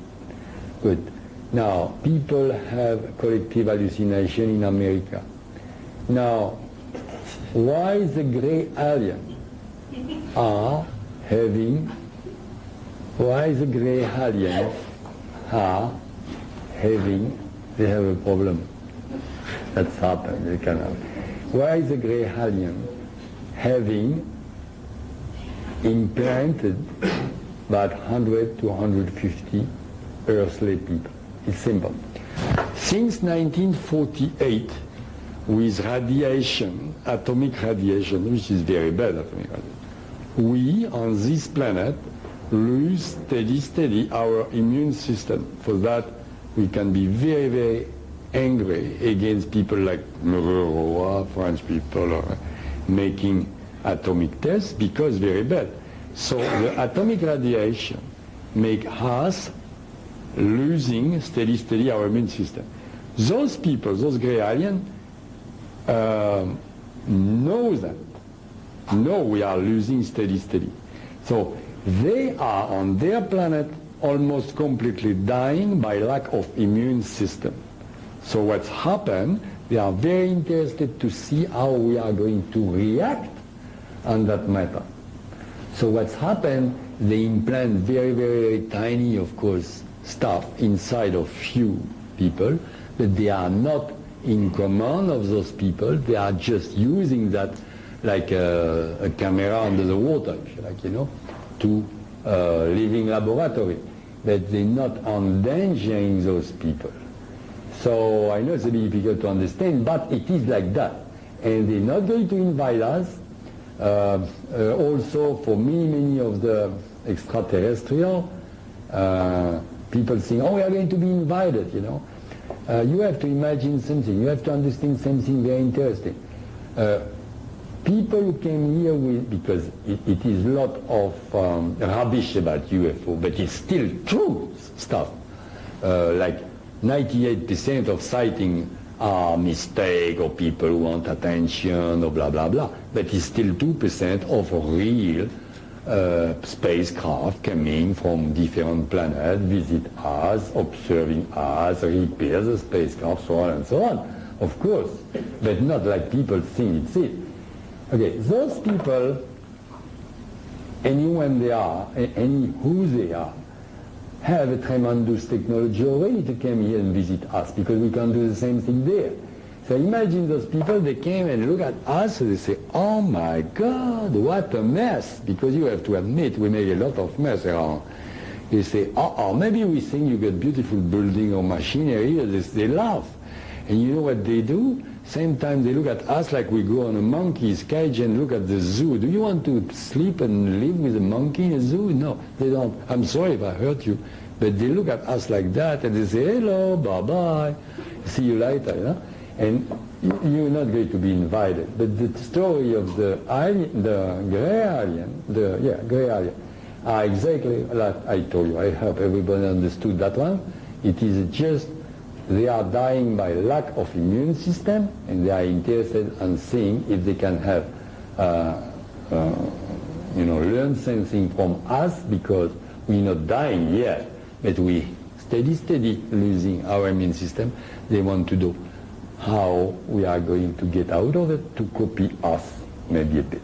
The lady, you had a question. Yes, I was going to ask the people that you visited. Pardon? The planet that you visited in Theo, the woman that was your mentor, do they heal the planet through people, or do they have any healing properties at all on this planet? They have what? Healing properties. Are they Healing property? Yeah. They have more than that, yes. They regenerate their cells at will. But for us, do they help us at all? They help us. Time to time they give a little push, of course. This time they want me to wake you up. They took me physically because I'm going to tell you something. Thank you for that question. Very good question. Don't think I'm going to avoid any answer or anything like that. So if I do so, you ask again. I had to do that. But at the same time, I'm carrying. Now, what do I want to say? So those people abducted me physically for a very, very simple reason, because I think, I thought about that like, everything I saw, everything happening to me is so extraordinary. If it was by astral, by astral travel, with their help, I am a skeptic myself. If you read my book in chapter 11, when I touch a body there, I don't give you I don't spoil the book for you. I don't tell you which body. I feel ashamed myself. I wanted to touch because I am a skeptic. So I would, if I didn't go there physically, I would never believe what I saw myself. I would say all my life, ah, come on, it was a dream. It was a dream, a good dream. Same time a bit bizarre, but a dream. It's impossible, okay? But I was there. I've been there physically. I even came back with a bruise. When I came back, I slept for 36 hours. And I've been there. I eat there. By the way, I prefer the Australian food or any food than them, but that's another story. I bath there. I even swim there in the little mini swimming pool you can call, Roman bath if you want to call it like that. And I breathe there. Everything I've done there like I'm doing here. Even things you think about it, you know. So everything you do when you are with your physical body. And I disappear from my home for 9 days. But so I tell you that if I haven't been there physically, I wouldn't believe what I saw. So that's to answer your question, because they've done that to take me there, to make me witness, really witness it, to come back to report that to you, and of course for the detail I didn't remember, and they helped me telepathically for the detail in a book. Did I answer your question? Yeah. Yes, gentlemen. How can we go? Oh, you've got the white cab or the red and white? What sort of taxi do you have here? You jump in it and you transubstantiate. Okay, I am joking, but if you are a good astral traveler, you could maybe contact Tao by astral and go there by astral, if you are really master of astral travel. Now I am answering seriously. It was a very good question. Has anybody else done it besides you? Ah, that one I told you before. Please remind me. Thank you very much. C'est Victor, your name. Good. Do you remember when Tao say, sort of, shut up and do what I want, because she's like that? And she said, you are going to make a trip nobody knows, at least at this century. Okay. When my book went out in 93, and finally people start to read it, a friend of mine, a good friend, came and one day and said, I'll give you a present. Brought me a book. What that? In French. The Book of Enoch. Anybody heard about that? Yes, yes, yes. Somebody? Yeah? Yeah? Book. Ah, thank you, thank you. Book of Enoch. You read it? By John Herndon. I didn't even look the name. But it's a Book of Enoch. Yes, I hope he pick everything well in a book. Like, so I say, you want me to read the Bible? He says, it's very nice, the Bible. I love it. But I already read it. He say, no, read it. It's an apocryph of the Bible. They don't want it in a Bible, but it's written a bit like the Bible. Enoch was, if you read it, you remember how many, 4,000 years ago? 5,000 years, he was a patriarch. Yeah, between Noah or something. The guy report in that book, in his own terminology, you know what he report? Don't you think it's a big resemblance? Did you read my book? Yes, I have. The Doko, that's the Crystal Palace. The angels, they all fly over there with that apparatus. If you read my book in chapter 12, when I tried to fly myself, and Tao say, look behind Lapianusi, he got wings. I saw the wings. She illusionated me. She hallucinated me. Black one. He can saw the golden one if he wants to. Enoch, I mean Enoch in his own terminology, I am almost sure was abducted by those people at that moment, been there and came back and write that book. That was what I wanted to tell you. Very interesting. Don't you think so? Of course. Read it again. Read the two books, that one and Enoch, and you see many resemblances. Very interesting. So I said to my friend, aha, now I understand why you gave me that book. I have a question myself. If you have finished. Hey, go for it. Here. I would imagine then on the planet, on the ninth planet, the composition of the air would be so different to the composition of the air on Earth. But I Not so much. I mean, I take it that you were able to breathe the air. Yeah. Not so much at all. The main thing, of course, the air is absolutely pure and so on. The main amazing things are, of course, the different gravity that can happen on many planets, more or less. But the main thing is and also different animals. But the main thing is the colors and the luminosity. Absolutely. If we have, as I say in the book, if we have 100 of if we have 20 shades of red over there, they've got 150 example, you know. It's incredible. It's a joy for the eyes. And of course, being vibration, I understand why they are in good health. Sorry. Any other question? Yes. I go with you too. Yeah. With the star system. Pardon? With the star system, in your book, I haven't read it, but do you haven't read it? Yeah, I bought it today. Thank goodness. And I wanted to ask you a question about Sirius. Sirius? The double star. I was wondering if you had any... I don't know. All right. It's very rare when I say I don't know in my lecture, but you know, I went there through that spacecraft. I remember I saw Saturn, because maybe they've done that. They passed next to Saturn to show me something beautiful. We were 6 million kilometers away, but it was spectacular. I don't know if they done it on purpose, but I don't know. Like I know they are next to the Pleiadian star, but I can't tell you, oh yes, that's Tiahuba there, you know. Even you can't see it, because if you remember when I was on Tiahuba, I couldn't see Earth at naked eye because too small. Chapter 11. Did you give you any information whatsoever about any of the solar system or galaxy stars or anything like that? No. That's more scientific. I'm to tell you things, I am a bit repeating like a galah what I saw and what they told me to tell you, you know. Ladies?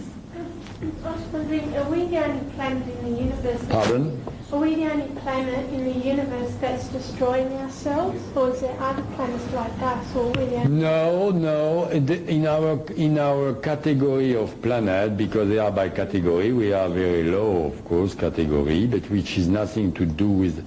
No, unfortunately, it's different planets who've done the same mistake. Also different. Obviously, you haven't read the book, because a planet also destroys themselves with atomic destruction. You will read that in chapter 3. But as well as far as environment damage we're doing, no, we're not the only one. But generally it's happened on planet of our category, because people are very low level, we are very low level. But it's not because we are low level we should be sort of ashamed or, you know, or feel guilty or something. Don't get me wrong. It is the. Do you think a child of 5 years old is ashamed to be in a kindergarten? No, it would be ridiculous. It's exactly the same thing. We are in a kindergarten. We are, but that's us to do something and to, you know, okay, and talk like we're doing now.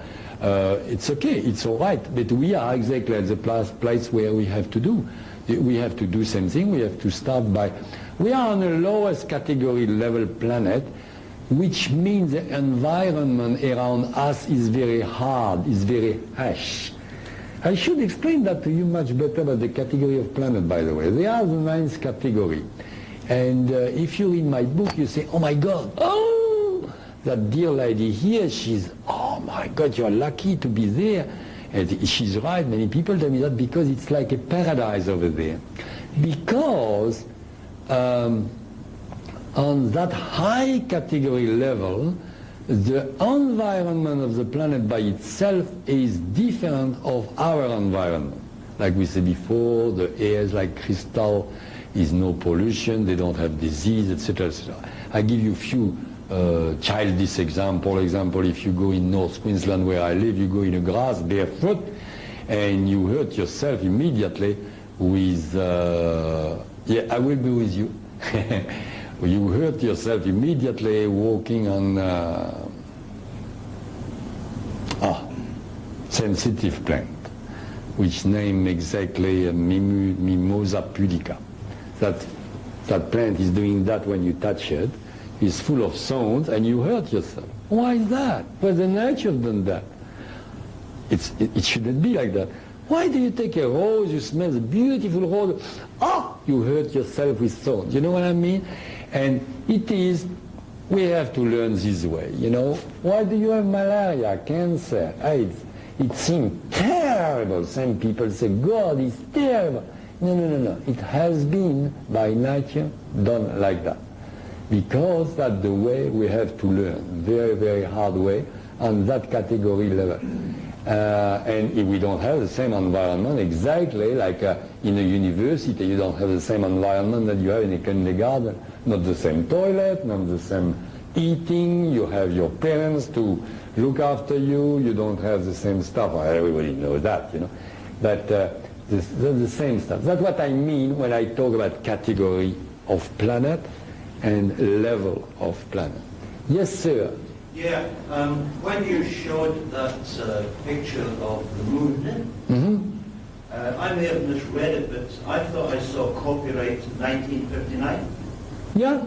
That's the guy who finds that. He finds that I don't know where. 1959. 1959. Taken from the moon. That's what it seems. The NASA got that photograph from the hidden face of the moon. I don't know how they got it. Were they on there? What? On the moon? Of course. As far as I remember, I thought Armstrong was the first person to go there. Yeah, that's what that's what I thought. Yeah. I thought so too. So how come? Armstrong? Yeah, well, I was always of that persuasion. No. No? When we talking about the photograph, it is not a person like Armstrong going and photograph.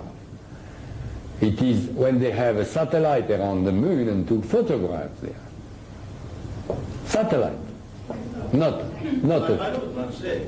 physical, not a person going with a camera on the moon. No. They were sending, exactly like now, they send something on Mars or Jupiter or whatever. The same stuff happened at that time on the moon. Right, so that photograph was taken from satellite like that, the same way. Before 1959. Oh yeah, before, maybe not before, you know what I mean? Yeah. Now that other one you showed of the pyramids on Mars, the photograph of the big face, which really interests me. Was that photograph a computer-enhanced photograph? Is what? Was it a computer-enhanced photograph? I don't know. I don't know. You should ask my the guy who gave me the slide, my friend in Melbourne. But I am sure, you know, everybody shows that photograph in every newspaper. Yeah, I've seen the photograph many times. Yeah. I've just always been... You were maybe skeptic? No. No. I'm not telling you skeptic about me, but skeptic about the guy who took the photograph, maybe. No, I'm not even skeptical about that. Oh, good. What I am skeptical about is computer enhancement. Because as far as I can see, and this is why I'm asking, the computer enhancement just consists of doing a mirror image, the one that's seen, and then you get this thing that purports to be a great big face. Yeah. That really interests me. But, No, you're right. I'm sorry if I can't give you more, because I'm not good on computer, I'm not good on anything. But for me, of course, I know what is on Mars. Yeah. And I can tell you, all those photographs, you'll see more about a lot of things, because it is something on Mars. Yeah. I mean, it's nobody there anymore. Oh, no. Mars cooled down. In every solar system, you have, many solar systems, you have very often only one planet inhabited at a time. And after hundreds and thousands and millions of years, that planet cooled down, but nobody can live anymore. But example, to give you an example, if the Earth cooled down and Venus at the same time cooled down and Venus became inhabited, you can go on Venus. You know what I mean? Okay, that's what's happened. Because Martian came very, very long time ago on Earth. Yeah? Yeah, about the higher selves and the individuals, do the people on the other planet Theoba have higher selves as well? Ah, good question. Do the higher selves... Yeah, the highest, good. And higher you go on category of planet, lesser you have the higher self distributed body, which in another world, each person on Tiahuba have his or her own higher self. The higher self give only to one person instead of 9 body. But, very good question of course also, the higher self, yes, very good question, we have to emphasize on that. See, it's terrible, I lost a lot of things. The higher self is omnipresent, omnipotent.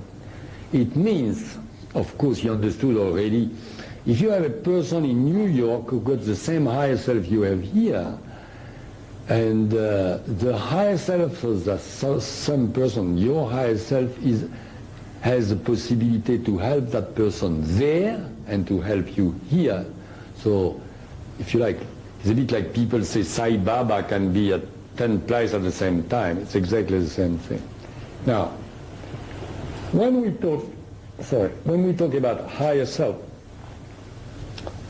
please be free to ask everything you want from your higher self, pray your higher self. And that is a mistake is made all the time since century, because we've been conditioned with belief, religion, and so on and so on and so on. Everybody says, oh my God, pray God, and etc., etc. Very good, yeah, you can pray God. I'm going to ask you a question. Now I ask a question. In relationship to what you just said. I ask a question. Do you know in Australia the Minister of the Education? Amanda Vanstone here. Good. Personally? No, thank you. I got you there. I caught you. Stop. I'm a naughty boy. You don't know him or her personally? Okay. Few people here go to the school, or Sunday school, or whatever, or Sunday school, the evening school for adults. Raise your hand. Anybody? No? Nobody go to learn something? Who? You? You?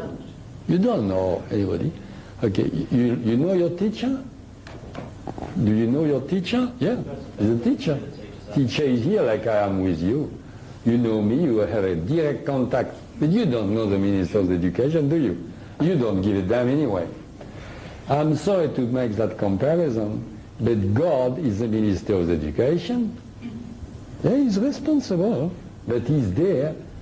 But your higher self is your teacher. Your higher self is just next to you like your teacher. And you can contact your higher self. By the way, the easy stuff to be very, very quick if you have to really ask something very important to your higher self, is simply to cross in your bed your 2 feet like that and to cross your hand. Again and again, the religion is very good, but sometimes they don't know what they're talking about. They tell you to do that. It's a long time ago, they forgot about why. Because if you do that and that, everything is electricity between your higher self and you, the astral body, the physical body, the brain, everything electric. And if you do that, you close the electric circuit, and then you got more strength to contact your higher self. And then you can pray for good. And loud voice ask him for a parking spot on the street. You kidding? I can have any parking stop, and I got witness in that room. I want just with my higher self. I don't do that. I yell after him in French as I want. It's true. But anyway, that is a sort of joke because it's not very important. But you can call for healing, for problem you have. Now, not only you can call, but by the way, your higher self is looking after you day after day, minute after minute. And we are going to talk, I'm with you, but we are going to talk very, very, very important subject here. Thank you very much to ask that question. Who asked that question on fire? I forgot. You, thank you very, very much. Because I forgot to talk about that. The suicide business, okay. Everybody's interested in the suicide business. Do you know, is absolutely no rubbish what is behind that book, that guy who say, this book saved my life. I was ready to commit suicide. Thank you, Michel. I was in Cairns in front of my bank, and I knew, because I know people who recognize me on the street, he talked to me, and I say like if I didn't hear, and I opened my car, and the guy came, and I said, oh, okay. And he said, you are Michel, aren't you? You wrote the book. I say, oh, yeah. I say, okay. You don't remember me? I was in Brisbane at your lecture at university, so blah, blah. And yeah, good. You all right? He said, yes. No, I just want to thank you very much. I say, yes, for what? He did to write the book. I say, okay, yeah, that's my pleasure, it's my job, you know.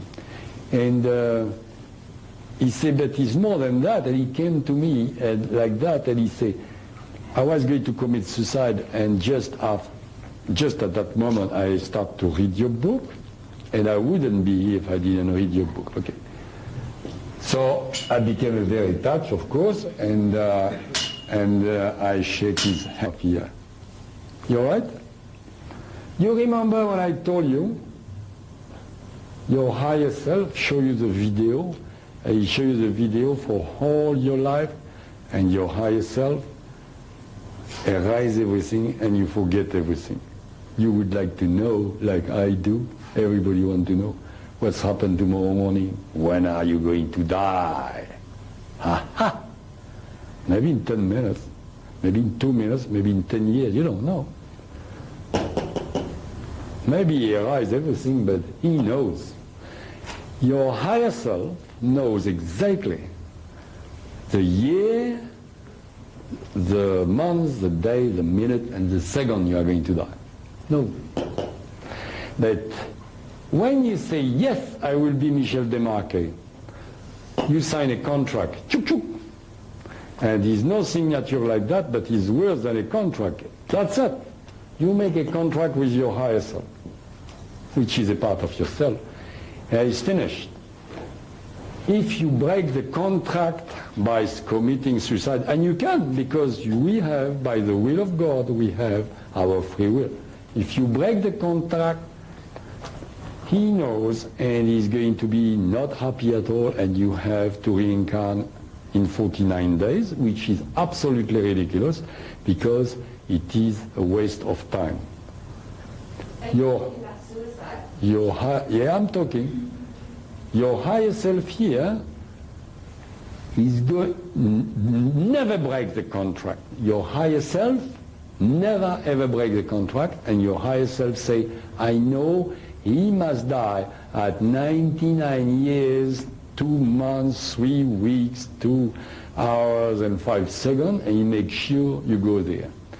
He's protecting you. For that in religion they call it guardian angel. Your higher self is protecting you. The higher self is looking after you all the time. The famous story I give in a book when I say the taxi is broken, the guy go to the airport, take another taxi is broken. It's happened. You can read that in newspaper. And people say, oh my God, was lucky. Lord, what a coincidence. No coincidence. It was all the higher self. The higher self can make the taxi break up. The higher self, you heard about Jesus Christ, miracle. The higher self can do every miracle Jesus Christ was doing on physical world. For that, if you read the Bible, it's good stuff in the Bible. Jesus Christ himself said, everything I do, you can do it yourself. He said that. So why do you say, no, he was Jesus Christ, I'm not Jesus Christ. No, he said. Why did he want to say that? He said that because he was doing effectively what we can do with the astral body and physical body and so on and so on and so on. It was an excellent question. So please try to hold, don't commit suicide, because it's a big, big, big, big waste of time. Example, I have to die in 2 hours, okay? Then I'm so unhappy, I commit suicide now. It's ridiculous. I'm going to reborn again and spend the 9 months in my mother's womb and blah, blah, blah, blah, blah. And I will be a baby called death. I will die after 2 hours when I will be dead. And for that, babies dying very, very young, they are generally. You know, it's very complicated. Don't take me like to tell you the future, all that stuff, because it's very, very complicated. Everything in reincarnation is between your higher self and yourself. Nobody can know, and it is very, very, very complicated story, that story of reincarnation. I mean, complicated, complex each time for each individual. And by the way, I'm thinking about that, individuality, you have everybody. If we are 5 billion people on this planet, we are 5 billion, of course, of different astral body, having a different experience, a different learning. And I got a proof of that for Marie Kerrigan. She liked proof. Everybody liked proof. I get a proof for that. Can you deny, anybody in this room, deny if we are 5 billion and 500 million people on this planet, we don't have 5 billion and 500 different fingerprints? You wouldn't dare to deny that, because everybody has a different fingerprints. And you know why? Because the higher self, the higher self and the astral body itself is building that fingerprints like an identity. And that is a sign, physical sign of what I say, spiritually we are 5 billion absolutely different people. Same looks alike, but they're not, because we have a different goal. Each person has a different goal. We approach to the end of my lecture, but I think I had a lady who asked me another question there. No? Finish? No, I think I understand. Finish? Does the higher self have a higher self? Pardon? Does the higher self have a higher self? The higher self is a higher self? No, it doesn't look like that. Yeah. Is the higher self a body as well, or is it only the 9 or 7 bodies? I didn't understand that one. You know, like you've got 7 bodies or 9 bodies, you know, which are connected to the higher self. Well, can the higher self be a person as well? Oh, no, we can, no and yes. Because the higher self sometimes send the energy, it's electronic, okay? So send the energy. I got a lady, she told me she was killed. She saw her mother during the night going to the toilet, and my mother was sick. Next morning she said, who was with you? It was a lady behind you holding you. So that was the higher self. But it was the form, it was the shape of a person for the kid, for the person who visualized. Same time people, so to answer to your question, if you like, the higher self is not like we think physical, but same time he envelops us and takes the shape of our body. Yes, it can. Also, same time people during my lecture, I don't know if anybody saw it here today, I don't know. But same time people see big sort of form next to me. It did happen a few times.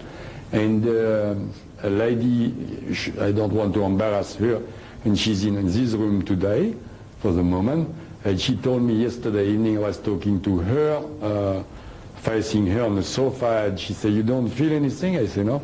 She said, it's a very huge form behind you. I said, oh, for me, it's not really my highest self, that's a guide. I got 3 guides, you can have 3, 4, 5, everybody got guide. That is too long to explain. It's nothing, it's very nice entity in astral helping you, you know. It's nothing to, don't dream about ghosts or stuff like that. It's absolutely natural. Yes, madam? Obviously, spiritualism is the main message here, Don't go too fast. I'm not very intelligent. Obviously, spiritualism is the main message. The main message. Yes. Are people gradually changing, and have you been told to use other methods than what you are with your seminars to show people? To show people? Are you just instructed to do seminars in your book? Have you been instructed to do anything else? Oh, no, I don't instruct you to do anything. My book is... have you read the book? No. No. Okay. Where are we on the road to spiritualism? Where? No, well, good. I try to answer your question. I'm going to try to answer your question. I don't give really a trick to do anything. The point is here. Okay. Example. You. People ask me that example. So look after just the spirituality, so we don't have to work anymore, okay? We can go to the door and meditate all the day. That's absolutely false, because first of all, we are not, as I said before, a physical people who want to go and look after spirituality. We are spiritual people who took the form of this physical body to have a physical experience. But many times we forget about that. That's my message, their message. Now, we forget about it. But you have a physical body. That physical body, enjoy it. If you have $10 million in a bank, 100 million, whatever, they're good for you. It's perfect, and go for it. But the problem is, if you focus 24 hours per day on your 20, 100 or whatever $1 million, and you don't look inside yourself, never ever, and say, oh no, then you are wrong. You will die, be the richest woman or man in a cemetery, and the poorest in reincarnation, you will reincarnate in 49 days, and the trick in reincarnation is not to reincarnate. That was my answer. Now, I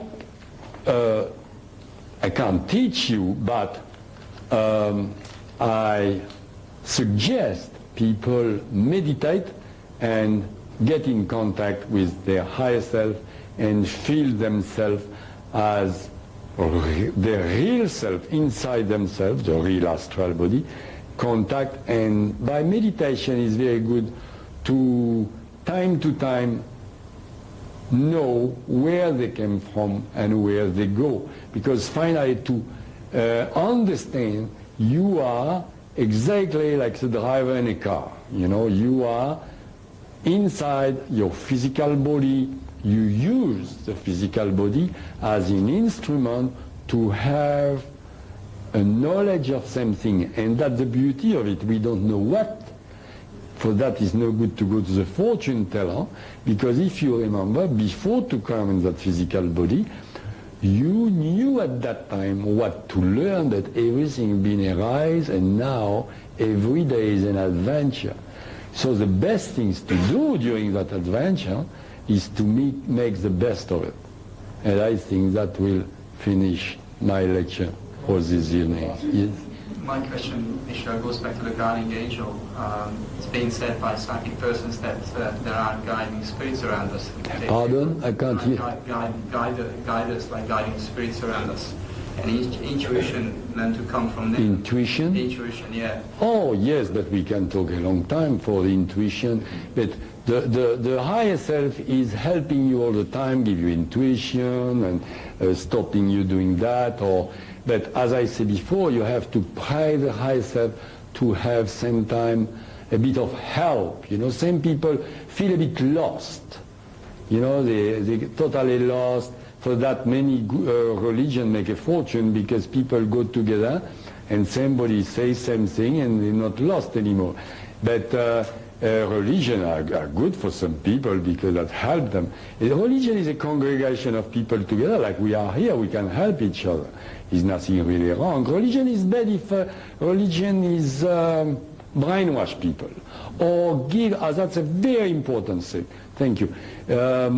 Also the fear. Religion is bad for fear, because religion wants the power, and tell you, be careful, you've got the devil, you've got Satan. Satan doesn't exist. Hell doesn't exist. The devil doesn't exist. He's nothing to be feared on anything on your life, anywhere. You don't have to be feared. Don't be scared of anything. It's a waste of time, and you can't be scared of anything. It's ridiculous. Don't be scared. You're scared of what? To be killed? Or be scared it's going to be hurt.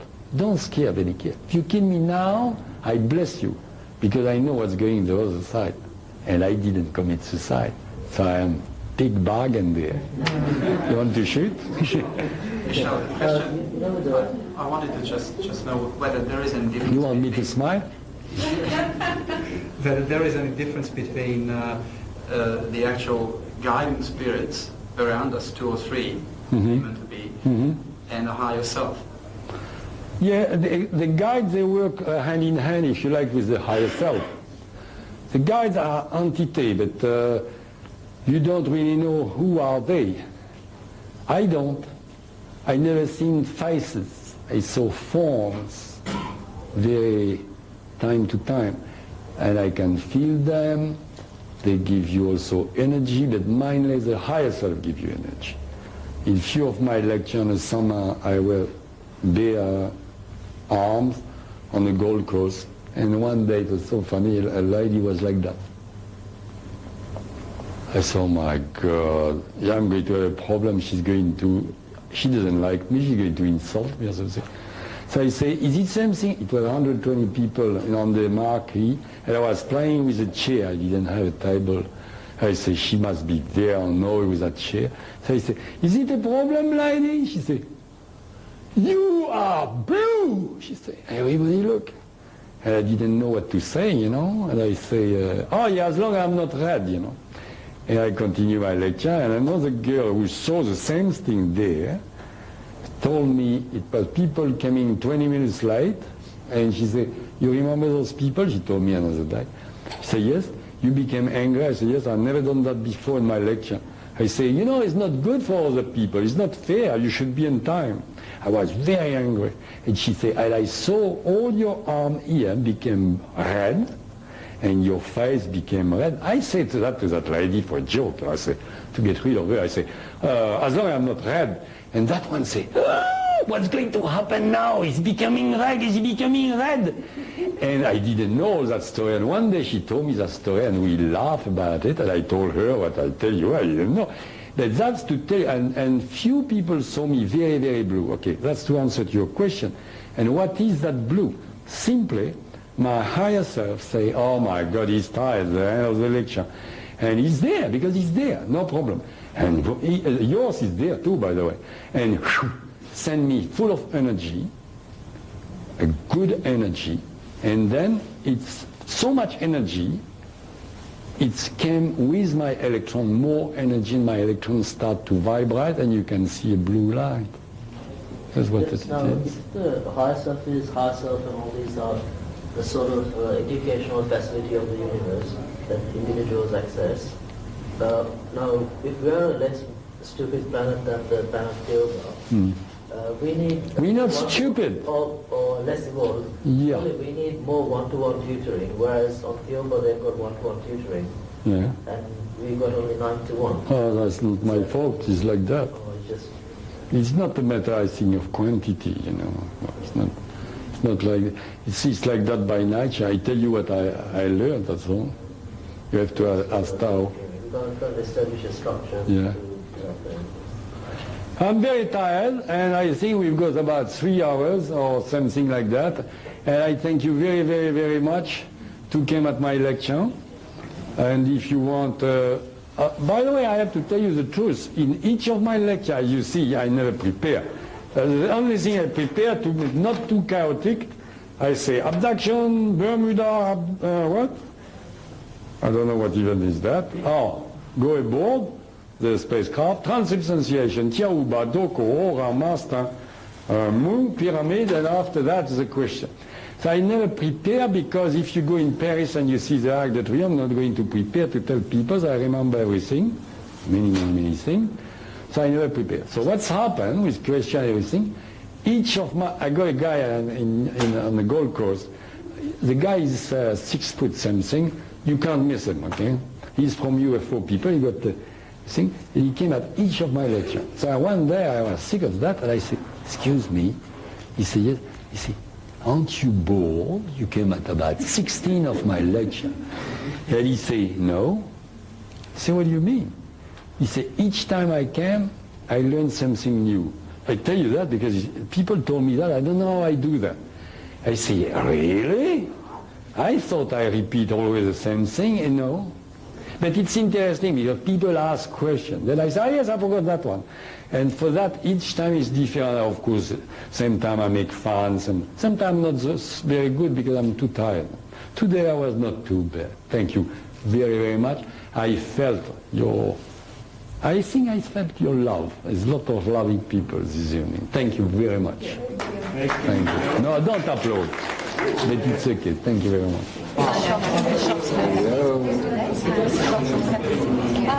If you read the West,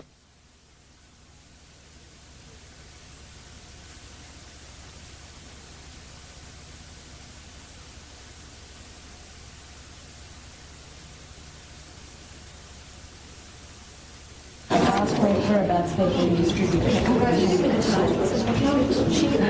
Yes. I don't know when you enter the ninth planet. No, well, actually, this abduction to the ninth planet. It's been renamed and it has a different colour. And you're a beautiful person, so what better author could you have to sign your book? Thank you very much. Chris. C-H-R-I-S.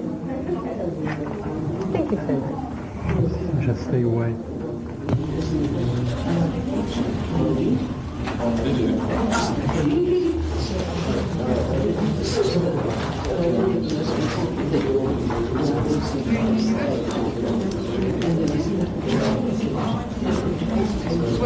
A special one, eh? Well, you're very special. I say special. And I think that planet is, and everything, oh yes. Beautiful. And we'll meet again in spirit. You want me to write that? A few nice words, please. Yeah.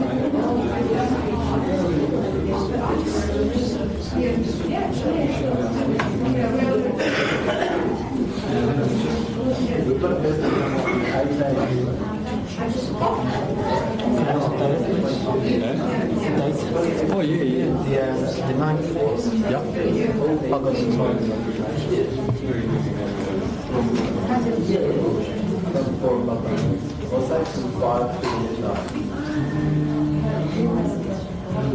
That's a big